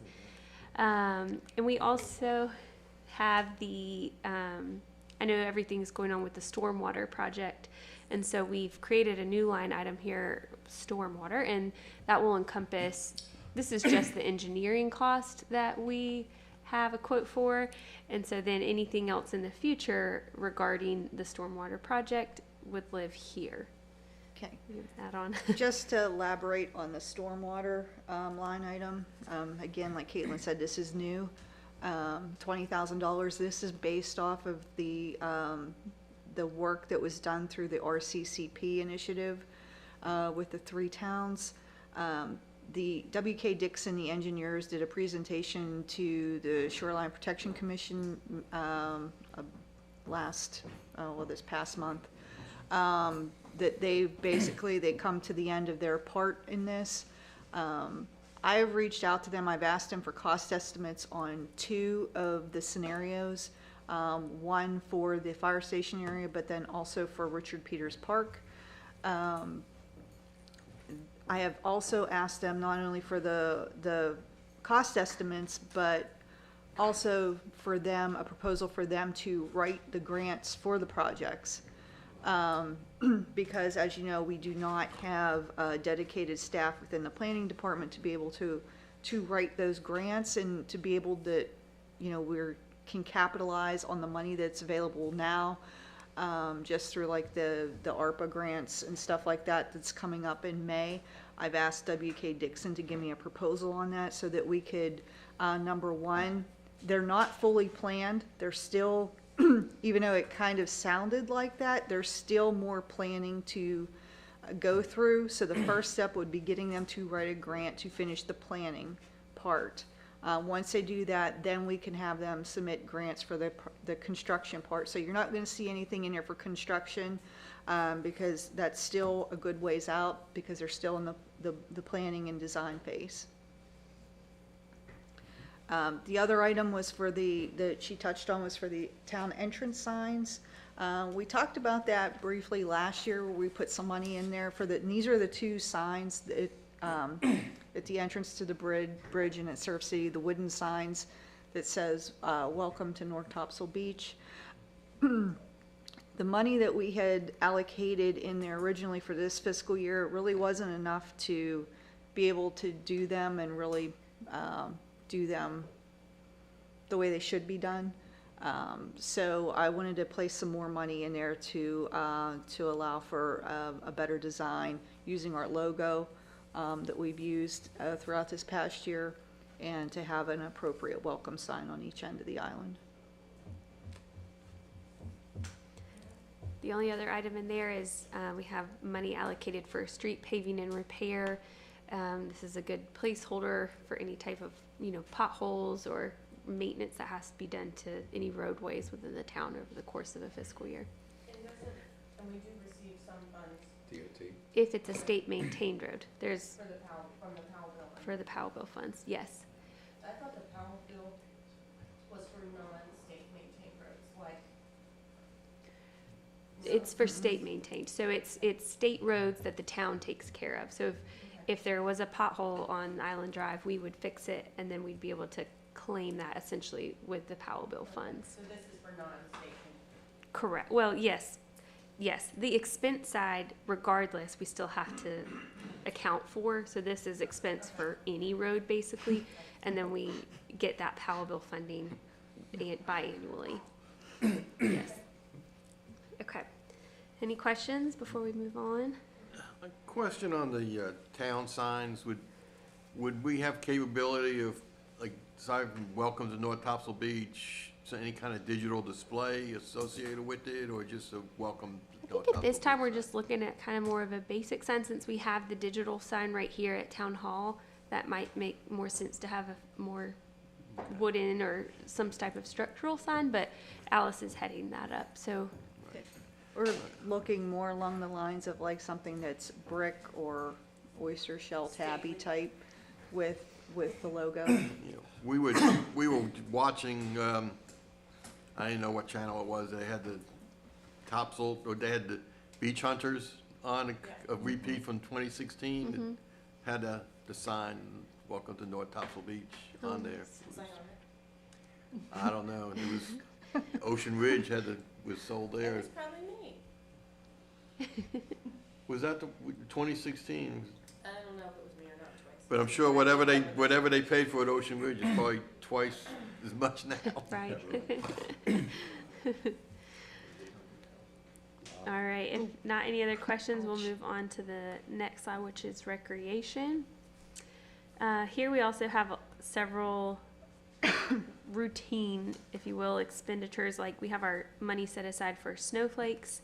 This year we have actually started the replacement of some of our old snowflakes and bringing in some new ones. Much like some of our other items, we can't replace them all at one time, so the thought is to slowly be replacing them every year, get rid of the old, bring some new ones in to replace those that can't be powder coated one more time. We decreased our park maintenance expense from $40,000 to $20,000, which will encumber money to do replacement for the playground mulch. We have swings, paint, and a sale for the playground allocated, repainting the tennis courts and repair of the tennis courts. And then there's a little extra money if the basketball courts also need any type of repair. There's money set aside for the park landscaping. And as mentioned previously, we have a new line item, which is the dock/boardwalk maintenance and repair. We've set aside $90,000 here. We had an $80,000 quote, but foresee it having increased since the time that we'd received that quote, so we bumped that up a little bit. And also, if able, then we'd be able to do both parks if the Rodney Knowles Park also needed some maintenance in that regard. The special event expense line item, currently in that line item, we only have $7,000 for the Christmas tree extension. That'll make it larger than what it currently is. This fiscal year, we also have the concert built in there. So we left that out and open for discussion. So I would like to see personally, money budgeted for another event like a concert. I don't know if it would be a concert. We'll see how this one goes. But if we don't have the money in there, then it's not an option. And if it is in there and we do have, some type of a profit out of this year's event, then that would go in there too. So again, I just want everybody to remember this is a budget. This is not, we're not writing checks right now. But if it's not there, then we won't be able to do anything. Would you like another $25,000 25,000 as it currently is. I would personally like to see another 25,000 there. I mean, it's up for discussion if anybody has any reservations about that. But as I said, if we're trying to do more community-type events, so no matter what it is, if we don't have the money allocated for it, we won't be able to afford it. The event that we've planned is gonna go in a matter of a couple of weeks. Yep. Perhaps one of the things we could do, since we're still way in this cycle early on, is evaluate how that goes. And then think through, you know, and maybe just leave a placeholder where it is, as it is right now, see how this event goes, what kind of, you know, what kind of response we get in attendance, and then make a decision. I don't have an Sometime issue in with April. that, but I still think even if we did movies in the park or anything, Tom, there's still some type of expense associated with whatever we do. So right now, there's no money there. So I'm okay with reevaluating it after the concert if we're talking specifically about the concert. And I know Connie's not here today, so we could always pick this up next meeting. But, I mean, she had some plans to do other types, smaller events in there, you know. You got your food truck rodeo. Right. You got, you know, so if there's nothing there, we can't do it. Well, there That's is all money I'm there saying. now. There's But just that's not a not, whole lot of money. no, the 7,000 is allocated to the, extending the Christmas tree, is what Okay. Caitlin said. Okay, all right, I missed that. Yeah, Sorry. so there's nothing. Okay, all right, well, Just, my microphone's not working. I support what Oh, you wait, said, let me but- mute you. No, I think it's just. you can only have so many on that side. No, my point was, I agree with your comment, but also my major comment is, let's wait till Connie comes back. Yeah. And have something in there, because I think philosophically, we need to make a decision as a town, whether we're going to, and Eileen, have the events, whether or not they pay for themselves is a completely different issue to me. I think that we should have events that are town-driven. It's great to have payback, it's great to make money on that kind of stuff, but I don't think that everything that we plan should be set up that we, unless we make money on it, we're gonna do it. And I think that's something I'd like to get Connie's input on. I'm, as I said, I'm fine with that. Let's wait for Connie to come back, but, and, I'll speak with her too, so she can give it a little thought before the next meeting, but something Well, should should be be here there. tomorrow, And we right? can hold that over till tomorrow. Yeah. All right, let's do that. My only thought about that as a closing comment is that there's a lot that goes into one of these, you know, and it's not even about the money and getting, you know, breaking even or making money on it for the town, because, you know, at some point, we'd like to be able to do these and not charge, okay? But it's investment versus return. If we go through all of this for a big event and we just don't have the draw because of any number of things, including weather, time of year, whatever, then we need to reevaluate whether it's really worth putting that burden on the staff and on the town employees. You know, if the juice isn't worth the squeeze, then we shouldn't do it. Well, we'll pick that back up tomorrow and discuss that with Ms. Pluddle. Any other questions in regard to recreation before we move on? Okay, we'll go on to fire, and Chief Seward will come up and talk about his department.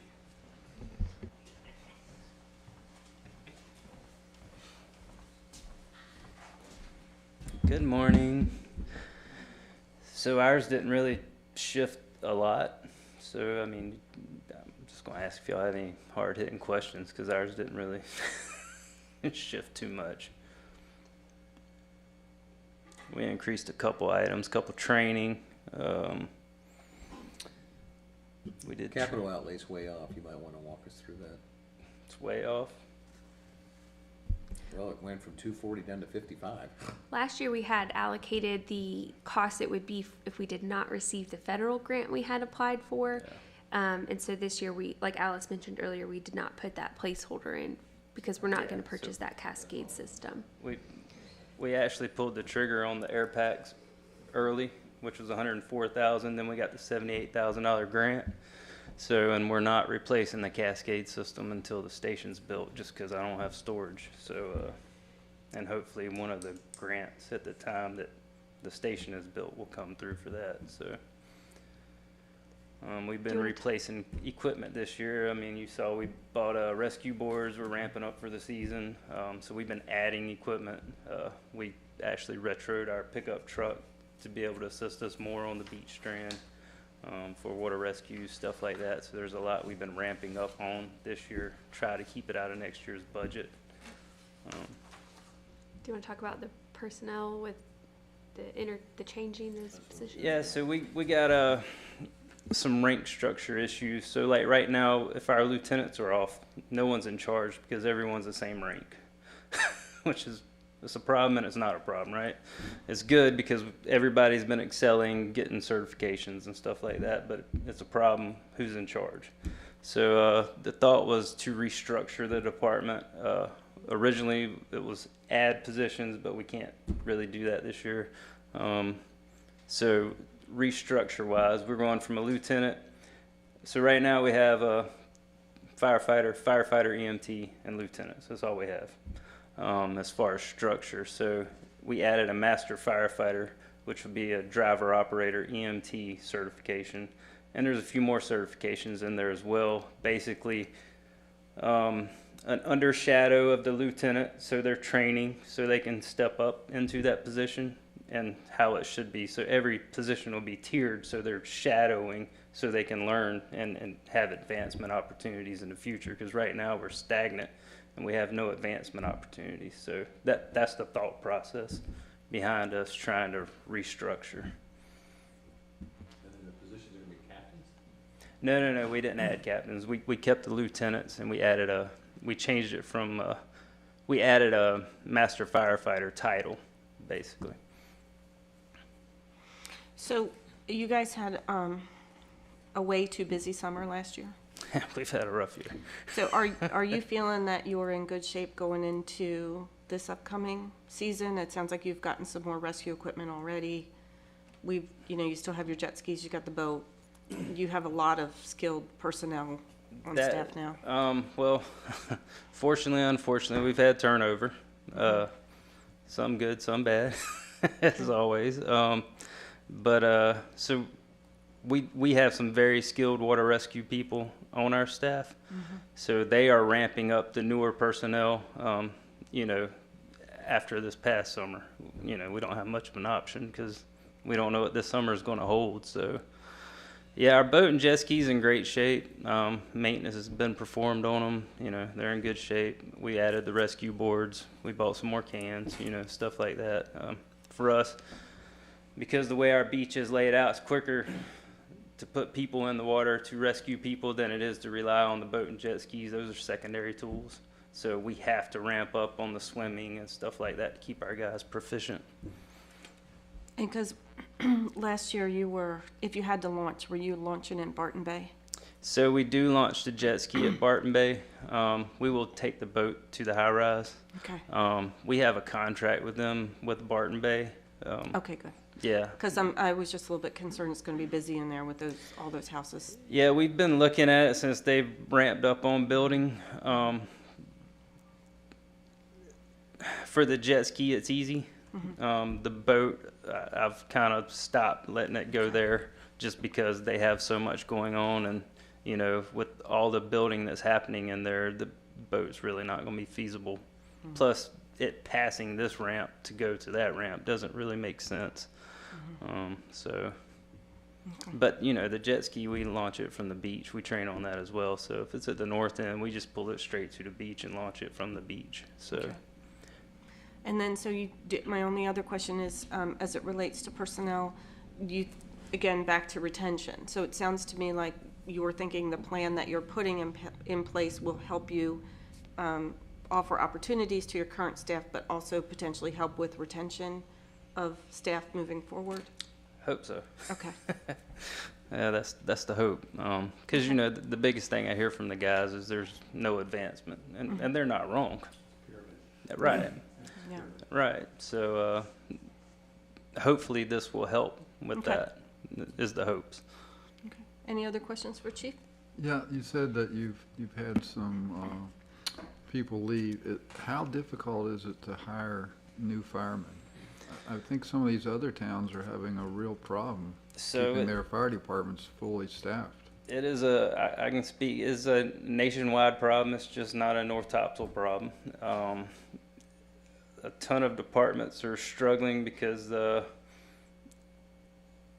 when I can drive an hour away from here and make $57,000 working the same schedule I can here, and it takes me an hour to get here, you know, I'm going to go to the other hour, you know. But the problem's going to get into is we raise, they're going to raise, we raise, they're going to raise. Yeah, it becomes so that's why we've been discussing other options that the town does, you know, to help create benefits. So we're pulling and, you know, retaining employees a little longer. You know, your hope is to get 20 years. Is that feasible in today's world? Yeah, but throwing money at it it's, Right. yeah, like you just said, if you get $1 or more an hour here, you get $1 more, it's a constant, then Yeah. I don't think that's right either. But, you know, we all discussed, you know, the towns, Alice and Caitlin, we're all trying to think outside the box for benefits that the town can provide that, you know, show a little more appreciation to help retain people. So, you know, that's a huge help. Are you looking at something like, that's a vesting type of thing, like, you know, the 5-year anniversary, you get X, the, you know, 10-year, I mean, some companies have gone to and I'm using stock options and stuff as an example, Right. but the reality is, you know, the joke used to be in the financial thing, it's the day that the bonuses were paid, the next day is when the turnover occurred. Right. So, you know, having some kind of, you know, connection between those type of things sometimes works too. Yeah, we've talked about a couple, because I've got several guys who do not take the town benefits because they get it from the military. So we've had a couple different conversations about how to offset them, you know, versus the regular people who take, you know. the I don't benefits know, and when I stuff. was in Wayne County, they offered, if you did not take the health insurance benefit, you got reimbursed for that, because you saved the county the match or the money. Have you looked at something like that? We've talked about all kinds of options. Yeah, yeah. It's fairly standard. My wife doesn't take any of her benefits because of my military benefits, and she gets the difference in cash. So, and I know that that Alice and the department heads are having these ongoing conversations, and what I'm assuming, and Alice is shaking her head yes, is when they come back with the information on salaries and increases and all those types of things, then whatever it is they want to present as their best option forward, then we'll get to talk through and hear all that. Yeah, I know we currently do things internal, like if you get a certain certification, you get a pair of leather boots, you know, stuff that makes it nicer for, instead of a pair of rubber boots, you know, they're nicer, they're more comfortable, stuff like that, and it's certification based, and, you know, So there's, it's value each way. right, I like that. Perfect. Thank you, sir. thank you. So other than your new firehouse, you're good, that's what you're saying. As long as it's a mobile one.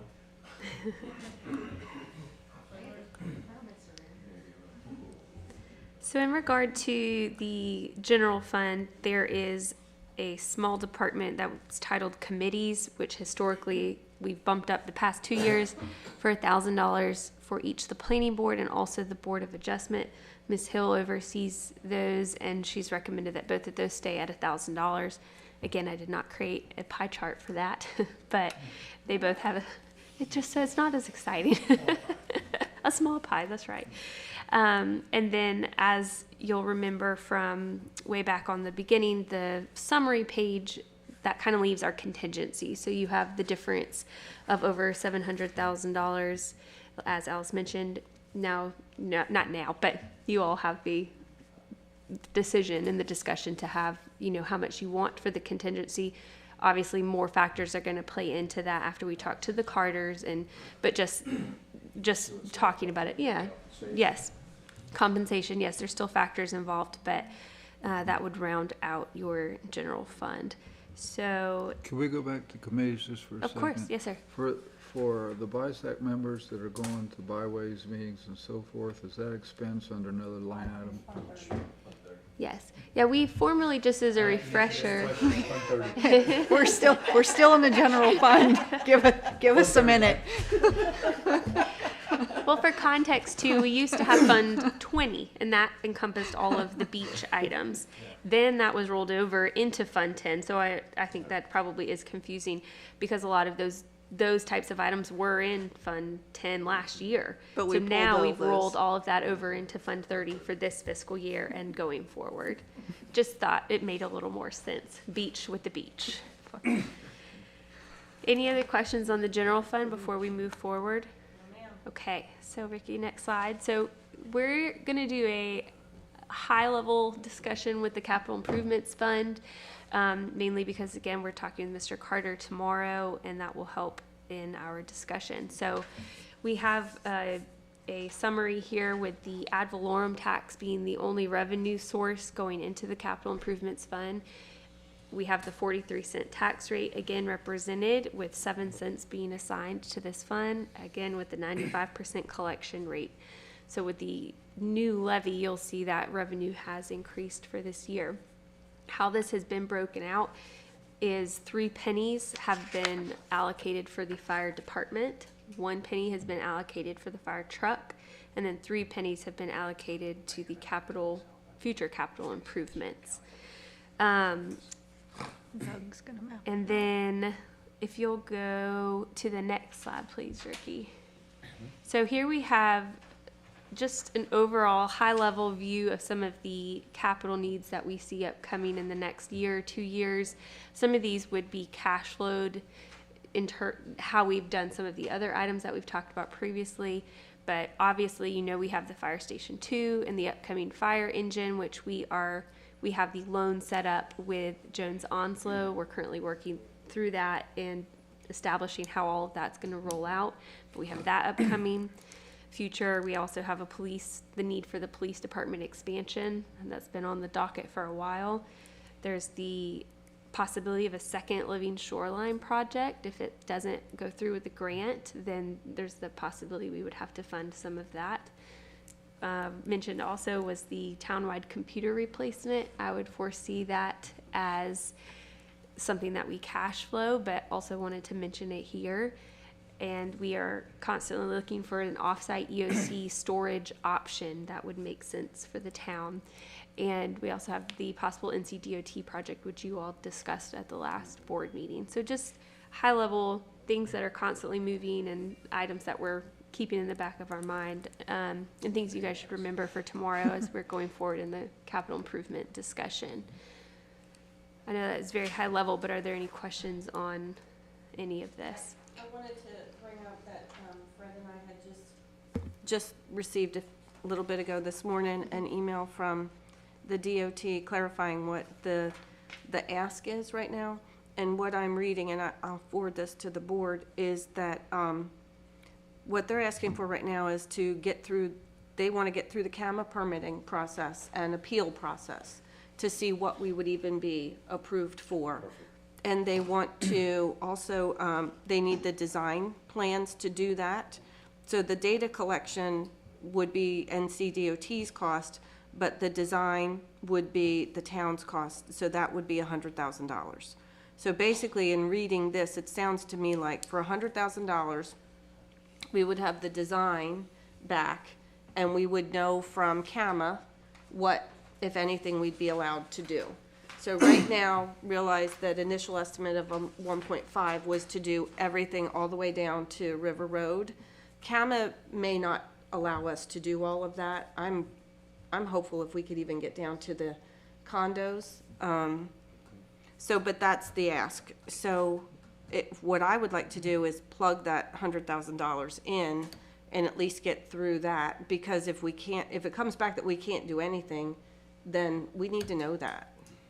Are we committing to the design, or are we committing to the overall project? It looks to me like what they're asking for is the data collection design and CAMA. I'll Okay, forward this and to would you. they need that before July? Because then that would hit this fiscal year, not That sounds next. like a now. Yeah, He said NCDOT would need the agreement with the town before they could move forward with the permitting phase. so that would hit this fiscal year. That would seem to be now. Yeah. Well, and also I think just, let's just take a look at the document, because when you say design, is it the incremental cost of designing the bike path? Is it just the resurfacing stuff? But I think the $100,000, in my opinion, depending on what they're asking for, seems like a no-brainer if we're gonna try to go forward with the bike path thing. It's better to spend that than to spend $1 million and figure out that we can't, as you said, Mayor, we can't do a third of this thing, so. Okay, so for now, It's a placeholder. yeah, but and we can take it offline if it's more appropriate in this year versus next year, we'll figure that out. But Well, I would I'm put gonna it- forward this email to Yeah, I everybody. would put on the agenda for the April 1st, or April 5th meeting as well, if we have to do it this year. And I can look at funds also, and we can probably pull That's funds where I to was do going an next with it. What do we amendment have this year? if So- that needs to be done this Yeah, year. we need to, I agree, it needs to go on the agenda for April. Okay, but well, I'm gonna, then- for now, I'll just forward this to everybody so you can see it. But then if we agree to do the 100,000, we had also talked about, since the state would be 3 years down the road, we were gonna allocate so much a year. Right. If we don't put it in the budget, if it comes back and they say we got the green light, or then we have to wait another year before we could put any money in. But what I would say though, Fred, is we're gonna have Carter in here tomorrow. He's gonna be able to tell us what the capital funds budget looks like and how much money we're gonna have and those type of things. Okay, so that when he comes back and says, look, you're gonna have X amount on your capital funds budget, we don't necessarily have to say it's going for a project that we don't know how much it costs yet. But to your point, making sure that there are funds sufficient to do the project if we need it in 3 years. Because I think that's the whole idea behind what Carter's gonna be doing for us, I believe. And we would also be looking for grants as To add well. on to that, my understanding is that's the possible NCDOT project up Yes. there, right? Yes, Yeah. sir. So she's covered it in her high-level upcoming capital needs. So we've put a placeholder in it. Yep, And so from there forward, after we get the Carter brief, and, and like you said, you put the money, start setting the money aside, and if we get some help from somewhere, then that money can go somewhere else, because we're not writing checks, we're just setting it aside. Exactly. Well, as far as responding to the email that we received today, I don't know if you want the manager or the mayor or myself to respond that it's going to be on our April well, agenda. I just sent it to everybody on the board just now, so, after today, you guys can read it, and then, See you tomorrow. yeah, and then we'll talk about it tomorrow, who responds and what we want to say. I want everybody to have a chance to read it. And we have, the whole purpose of implementing this fund was to set monies aside for all of these types of projects. So before, we didn't have something like this in place formally. We had intentions to do so in talks, but to have actual monies allocated for specific projects. So that's what the whole design of this was for. So even if it doesn't have a line item like our current fire department, or fire station rather, and then the fire truck, we do have that future improvements line item as well to encompass any type of projects like some of these that are on the screen that we know are going to be bigger type projects. Such And as Caitlin, this. you talked about this before. We'll also get from Carter some idea of fund balances.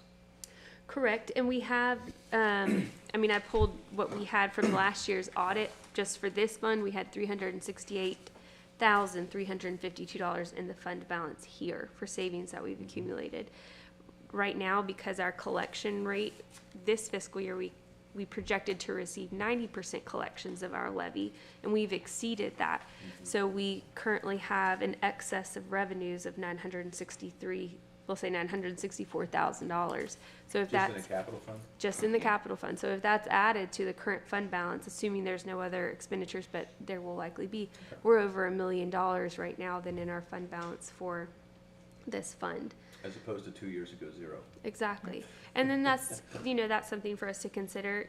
Like, we're not gonna have to take as much out for financing for the fire department. All of that plays into part, and then this is where we'll lean on the Carters in terms of how much we would use for the fire department funding. Now we have this interest-free loan with Jones Onslow for the fire truck for 10 years, so we've got lots of pieces in play, and there's lots of moving parts into this conversation.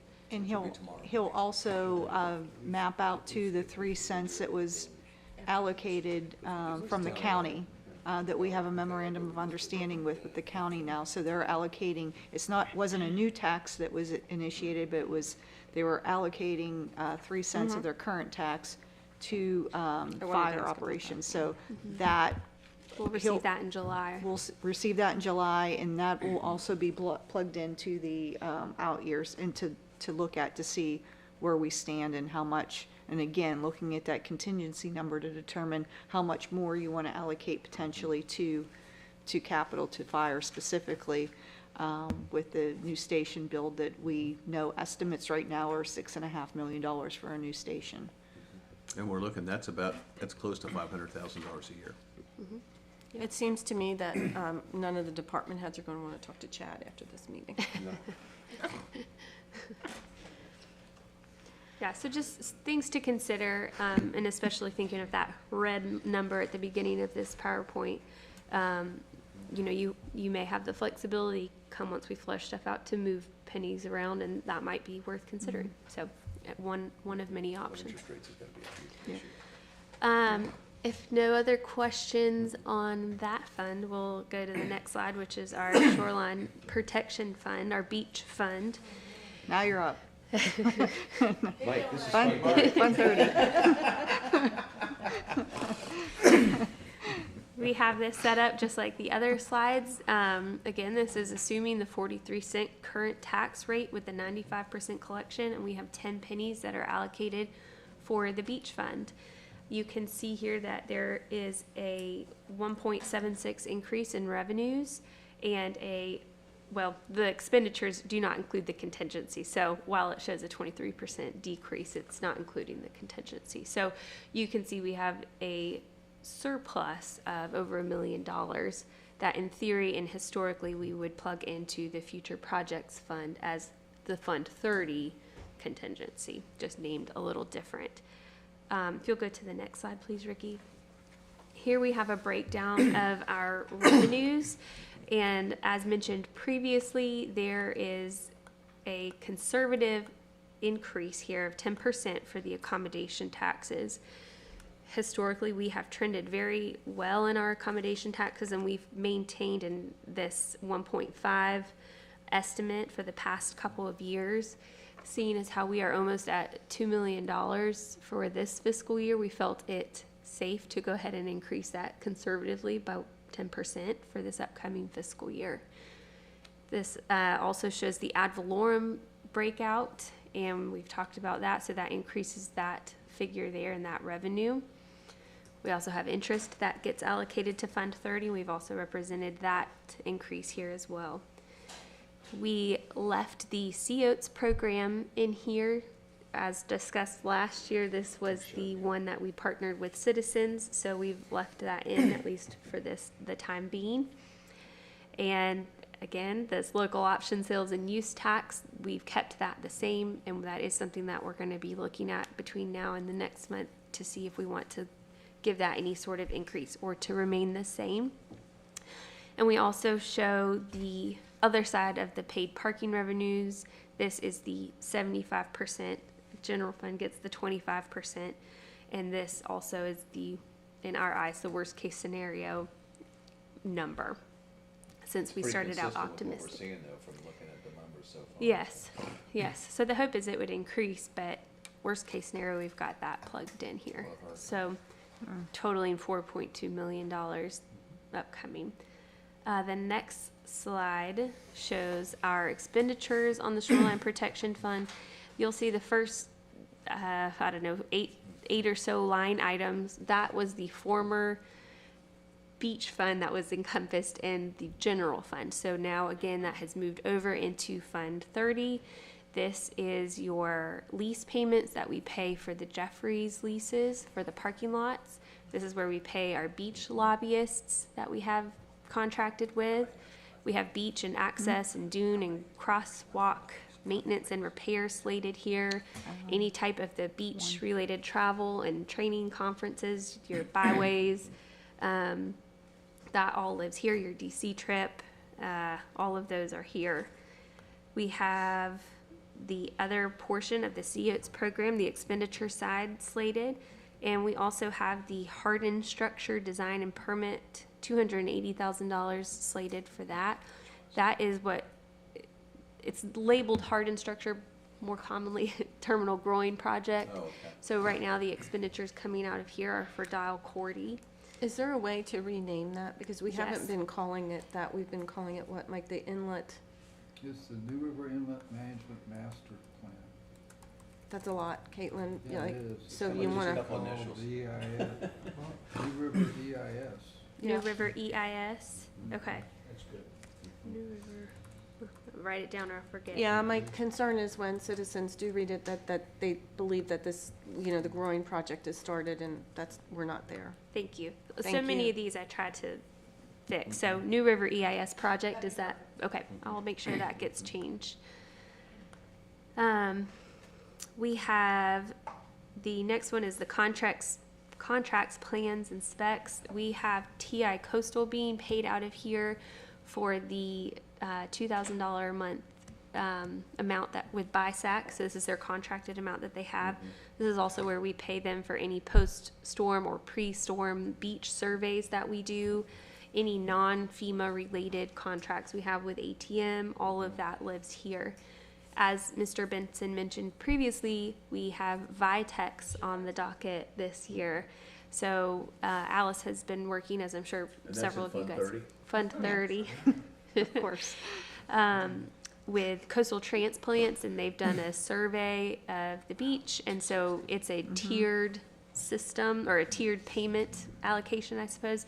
And year one would be this 216,000, and then it would lessen for the following 4 or 5 years, I believe, after that. Is that accurate? Yeah, they've proposed 4 treatment dates, and this has went back and forth over the last year on how to attack it, what chemicals. So they finally come up with a sound recommendation on the method and the timeline, because that was also in question at one point. So they shifted to the method of using, which is essentially Roundup in multiple treatments throughout the growing season. They've estimated, like I said, 4 treatment dates with 1,710 man-hours on the initial round for their treatment dates. They've estimated the first year, which is going to be the largest time requirement of $216,800. Then after that, once it's technically eradicated, there will have to be a maintenance plan, which will be ongoing every single year. So you'll never see this drop off the budget should the board decide definitively to eradicate Vitex. So going forward, there's in year 2, $68,400 in costs. Year 3 is anticipated at $48,000. Year 4 and 5, they're looking at $25,000 each. So It's a maintenance plan. that, yes, it's a maintenance plan for once we eradicate initially, then maintaining it and making sure that it stays eradicated. And we've talked, and the board has met in the past with the other towns as well, is that the importance of looking at this as island-wide, not just each individual town, because if Surf City or Topsail were to do it and we didn't, we're not really helping the cause, and vice versa. So it really is instrumental for the whole island that each island opts into it. But Brian has been tasked with creating an ordinance for this that the board will be reviewing soon to adopt. Surf City has an ordinance right now. He has that ordinance and he's familiar with it because he represents Surf City. So it may look very similar to that. I also want to just note that there is a potential pushback from people.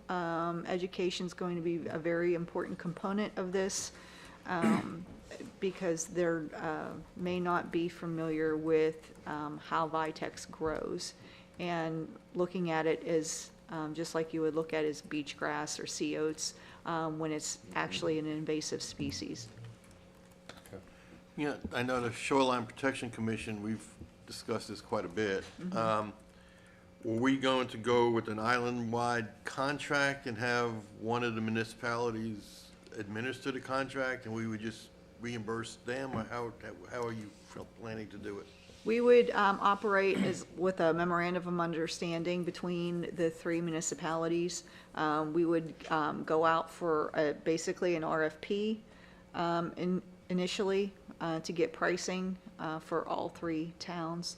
And then we would have to approve that, and that would all be dictated in a memorandum of understanding. We also would be going for grants as well on this. So including the Coastal Storm Damage Mitigation Fund that we got the $10.5 million. This is an opportunity for that grant as well. But again, we have to go forward with the assumption that worst case scenario that we're paying for it. So the estimate that you got, was it based on an actual survey? Yes. And we have 11 miles. 26 miles. sites were identified, and a third of that is St. Regis area. Wow, Wow. and they like it. No, I'm not being funny. Feedback I've gotten from St. Regis is they see it as beach grass, a dune grass. Okay, they like it, they don't like the project, they like the grass. No, they like the grass. They like the grass. So these are all things that the board are going to have to take into consideration and think about over the next couple meetings on how we proceed. Right now, we have this slotted in the budget, but if there's a desire to take it out, you'll need to let me know that so we can regroup with the other towns to say we're going in another direction. But as of up to this point, we've all been operating under the assumption that we're working together as three towns to eradicate the issue. Just a really stupid question. I know that these guys can answer it. Taking it out, do you then plant seagrass? I mean, so if I've got I'm thinking about something like St. Regis where they're looking at this and they think it's grass on the dune. You pull it out, but then you put in Yeah, seagrass. usually you would plant. Is that what you do, Mike? You would plant sea oats just like the town did in the restored dunes because it's one of the fastest growing fibrous root systems to hold the sand Wouldn't that together. alleviate some of the concerns then if I basically have taken out? Well, yeah, and we definitely need an education program through the town, possibly through the BISAC committee, to educate everyone about Vitex as an invasive species and why it's necessary, even though it looks like you got great ground cover, that you got nothing there. It's not gonna hold the sand if there's ever an erosion event. But the 216,000, what I'm hearing, does not account for replanting those dunes. No. Right. So I'm wondering if we should have a line item that does account for that. We can if that's how the board if you want to include that as part of the process. Also, with the cost sharing program, there's opportunity there for, We're at a limited number of plants typically there, and my Yes. concern is if we remove a significant amount from someone's dune, they may not get it planted right away before the storm season, and I'm not sure when all this is starting, but. Well, I'd be a little concerned though, if we remove the Vitex and plant sea oats, unless you get all the Vitex removed, the sea oats that you're planting will die because of Vitex. You inerted it too, didn't you? Well, how about we do this, I mean, the 216, I think the board agrees needs to be on here for this project. As a placeholder, yeah. But I would like to know what the other towns are planning on doing after they, are they only doing the removal and they're not gonna plant anything? Can we ask? I can reach back out and ask. I know Surf City mentioned at the last Shoreline Protection Commission meeting, that's why they do the cost share programs. So it sounded like, but I will confirm that they use that as the mechanism to replant, because they do beach grass and sea oats. I don't, if that's what, if we're, as long as we're all in the same. It's a placeholder, And the time frame that this would occur would be in the fall, in October. I got a question when you finish your discussion. Go ahead. All right, so I'm looking at the 30-year beach plan, the $30,000. I'm concerned that that is not enough. And here's my concern, I know we're working on some stuff this year. In discussions we've had at BISAC and other places, if you look at the FEMA projects we've got now, these should have been done years ago. All right, if you look at what Topsail did, because apparently what Topsail did in their plan has been discussed with us, they had everything ready to go, so if there was a named storm that came through, they were able to start they had the permits in place, they had everything else, so they could just execute and get it done. And I want to make sure that we've got enough money in there, and I don't know what the answer is, to make sure that we are prepared that if we have another storm, that we don't wait 3 years, because the Phase 5 stuff is from, is from Florence, right? Right. Yeah. All right, But so I think that's a different one. I think that's different. That's not part of the 30-year beach plan. That's it is from the- them, that's what they It's- did. And That was part and of their just- 30-year beach plan. And just to back up for a step, the first step was, of course, the Mini Brooks Act resolution that was adopted at the last meeting. That was the first step to allow us to engage a beach engineer. At the previous BISAC meeting, if you recall, I asked the beach engineer in attendance for a proposal for deliverables that may be able to be obtained and checked off the box, so to speak, this fiscal year, because we do have some monies allocated this fiscal year as well, because this was a goal. And then to see what would be deliverables next fiscal year. I have followed up with the beach engineer from BISAC, and he is aware that I'm waiting for these numbers to plug in more definitively, but in all the conversations, it was that they felt that they could work within those parameters. Because the Mini Brooks Act, of course, is only for up to a certain amount.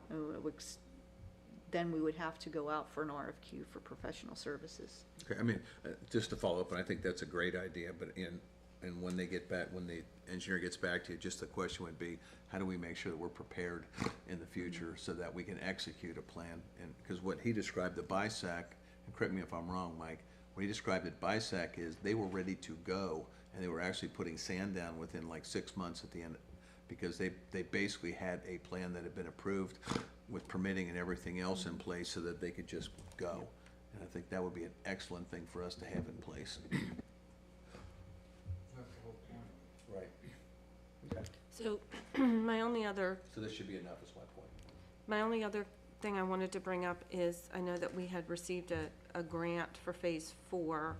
I don't know if that grant is something that might be available to us again this year for 3 or 2, but I just don't want to lose track of that. No? This grant has been, we've already gotten a 1-year extension on that because we're not starting until November. So we've Right. already put in and requested and received approval for the 1-year extension. So, but having said that, we did, talking to our lobbyist, Connie Wilson, when she was going to various meetings, we have expressed, just the need to keep that on the list, and when talking to legislators, to keep that coastal storm damage mitigation fund grant on everyone's radar, so that they continually, hopefully, approve those funds going forward into next fiscal year and beyond. We don't know if we'll do that, but we have, placed that as a priority and asked that we keep that at the top of the discussion, so that we can say that, look, this has been important to our community, this is what we've been able to do, so these funds are making a difference in particular small local governments. Okay. Well, No, and they're just trying- one quick follow-up on that, and Mike can hit it, is, as part of those discussions we had with the beach engineer, that's what he's looking at, is what other funds are available and what we have. Because where we really hit a home run on the Phase 4 thing was, we were able to use FEMA as the matching. So the 10.5 didn't come with strings, versus if we'd done 10.5 and we had to come up with 10.5, we'd be in a completely different place. Well, and that's kind of why I'm asking. I don't know if we need a placeholder. for the other phases of the beach? I know, I don't know. This We have is- so much to do this year, I don't know. Well, I think the goal too was to close off everything that we have right now on the books. And that's taking us, like I said, the Phase 4 project is taking us, we've already got a 1-year extension based on availability of even contractors to be able to start. And also remember, we're getting rid of the USDA loan over the next couple of years too. So once that goes away, that's $2 million a year that we'll have now in the beach fund. So there's two things here. At the state level, the Coastal Storm Damage Mitigation Fund doesn't, at this point, have a recurring source of funding. It's been patched together from excess state funds. And so at the state level, it needs, just like the shallow draft inlet fund, it needs to have a recurring source of funding. But coming back to North Topsail Beach, that's what the process of the BISAC committee is to come up with the plan that you're asking for. That's what the BISAC committee is gonna do for the board, to make recommendations for what we can do with how much money is available. Excellent. Other than that, the second 2022B, which is the former USDA loan, SOB payment is represented and is the majority of the expenditure for the beach fund at just over $2 million. And that's this one and then, 3 more, yep, so about $8 million. because it was a 5-year payoff. Okay, thank you. Yep. Excellent. Thank God we did And that, huh? the next, are there any other questions, I guess, for Fund 3 before we move on? Okay. So then the next slide just is kind of a wrap up. That is it for today. So much fun. So we have part 2 tomorrow, and then we have the second workshop in April, the 19th and the 20th. And we foresee the need to have a workshop 3 on that public hearing date. That was mentioned when we first rolled out the budget calendar, that there might be the necessity for a workshop on that hearing date. And just due to Mr. Carter's availability, we foresee that will be a required time if you guys are able to allot a little more time on that day to discuss some more of the budget. And then we have the ordinance and the adoption at the June board meeting on the 7th. And I think that is our last slide. Yes. Is there anything that the board would like us to incorporate as far as initiatives or anything that we have not looked at, or that we do not have in here at this point? I just have a couple of notes. I just want to make sure, because I think we're leaving them in as placeholder. That would be the bike path. We'll talk about that a little bit more after you guys had a chance to read everything. The concert placeholder or recreation placeholder, I would call it. We'll regroup with Connie on that tomorrow. We did not, as a board, come up with what the contingency amount should be in the general fund, or if we feel we need one. So as board members, we need to give that a little bit of thought. I always look at that. I mean, that's what we're using typically if we have a storm event, to get that debris clean up, moving, all those things. The other thing I had down was that you guys will incorporate into ongoing meetings would be the salary items and the insurance. I think that's all I had. Did anybody else have any other notes that I missed?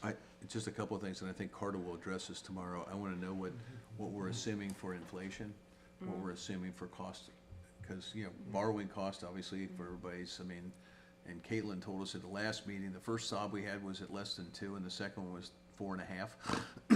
And so I think that the planning and doing the stuff in the capital budgets and having money put away, because I think our borrowing cost is, if we're assuming we can borrow stuff, it's gonna get a lot more expensive than it's been before. And so I think that planning part of it, and I was glad that we started the 5-year look last year, so that we didn't have like 16 fire trucks that had to be done in year 6, which was a problem last year. But all kidding aside, I think the fact that those things, I think Carter's going to address those tomorrow. Because I like to, if we're looking at something and we're looking at, we can have a surplus this year and even next year, but if we're looking at, and I just saw the new numbers came out literally today, 6% inflation, we're still looking at 6% inflation. When you start figuring out what that means to a town as small as we are, that's gonna be a pretty big number for us going forward, so. I assume he'll address those tomorrow, but I think, and going back to your contingency thing, Mayor, is, you know, and I don't know, you guys are closer to this, but I know, Steve Smith told me one time that in a named storm, you can forget half of your rental, money coming in. Depends on what time of year it comes. No, but if it's like, all I'm saying is that if you look at something like that, so when we're looking at a Yeah. contingency for something like That's right. that, we gotta make sure that we cover ourselves if bad things happen. And also have to assume that we cannot necessarily borrow stuff at a rate that we think is attractive to us to do projects. And also keep in mind, we as the town have built healthy fund balances in Yes, you have. each, our general fund and also our beach fund. So if we did lose all of our accommodation taxes for a storm, we're still okay. Like, I mean, that's worst case scenario, but just keep in mind, you do have that's been built up over the years. Well, and the other thing that you mentioned some time ago was encumbered versus unencumbered funds. You know, if we've got $8 million in debt and $8 million in cash, you're basically No. even. But because we've got some money, like I believe on the SOBs for the FEMA projects, you couldn't do a line of credit if my recollection is correct. So you had to borrow all of it. So we may be sitting on cash, but we've got the offset on those things as well too. So I assume he'll address that tomorrow as well. I assume so, yes, but, yeah, and now that we've restructured the USDA loan, that was a literal restricted fund. I mean, we could not spend millions of our dollars that were in our coffers. So now that that's gone, we have a lot more flexibility than we used to. Some of it's still restricted in the fact that we shouldn't be spending it because it's for other items, but you have much more leeway than you did in years past. We have historical data regarding the outcome of a named storm. Several named storms, recent historical data. And historically, our named storms hit in September, which is usually after vacation's sort of over. And that gives us the remainder until the next vacation cycle to rebuild and rearm and refresh and refuel. But, you know, and it doesn't mean it's always going to be that way, but historically, we have some data to rely on. I just want to say one thing here. This is the 9th one of these that I've participated in over the years. I'm blown away. Very efficiently. Excellent job. This is incredibly well done. I thank you. I thank you. I thank the department heads. Just going through the stuff that you emailed out, it was so easy to follow. It was so clear cut. It was so simple, and I liked in almost every department there was, despite everything else, there was money left over, and it's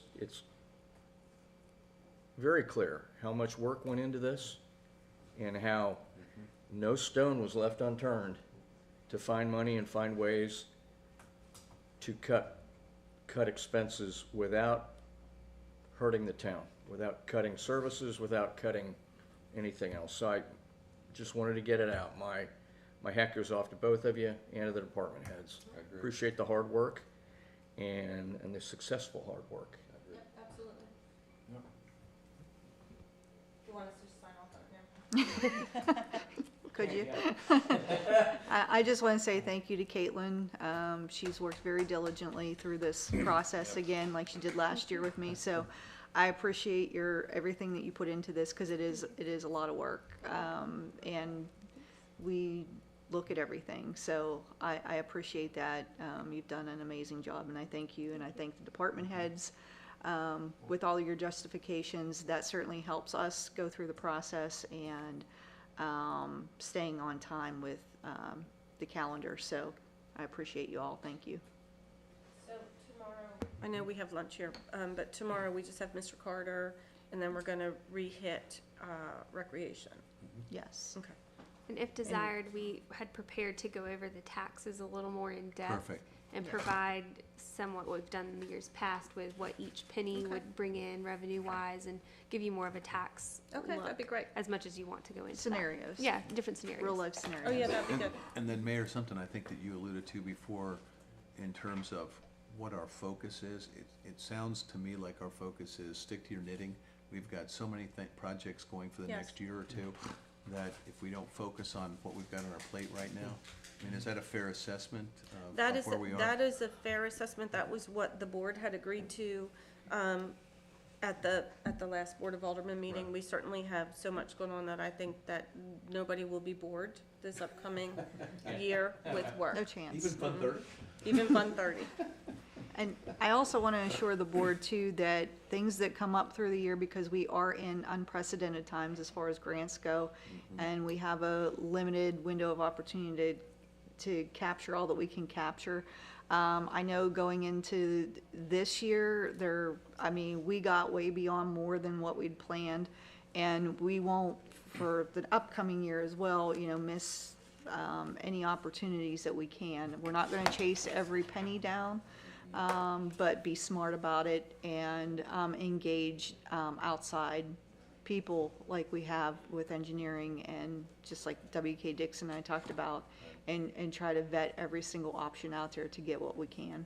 And having Carter available. And Yes. And I do appreciate that. I know the board does as well. And that goes back to, you have a list of priorities, and sometimes they have to shuffle slightly to accommodate some big opportunity that has come our way that we don't want to miss. And we have full confidence in you that you can juggle whatever, and it'll still be Can I there. just ask one quick question to you, Mayor, because you talked about the contingency fund, and I just don't recall. So if we have a contingency fund, are we restricted in what we can use that for? Does it have to be just beach, or can it be, for example, and I'm gonna use the police cars, okay, where, oh, wait a minute, we have to get them in now. We can use a contingency for basically anything that we want, correct? So You we're want more looking at cars that now? number. I believe if it's appropriately placed in the budget, that we have as a board have the opportunity to shift it Yep. to a different line item if we needed to. That's what, because I Yeah. think that's a critical part of it, because as you just said, we don't know what's gonna happen next year. And to be opportunistic, getting his Hemis in and stuff, Well, and we didn't need to use the contingency fund this year either, because we did the budget amendment to account for the increase in interest income. So we always look at everything before even hitting or even looking at contingency. We're looking at everything Certainly. else first. because that's what the county does, is they make budget adjustments, is what they were. Yeah, statutorily, it's called the budget amendments, which is, you Right. guys are That's familiar what- seeing those, and it's just an amendment to the ordinance, which you guys will approve in June, stating the formal moving of the monies Okay, to where it then would be expended out of, yes. Okay, we ready for lunch? Are we?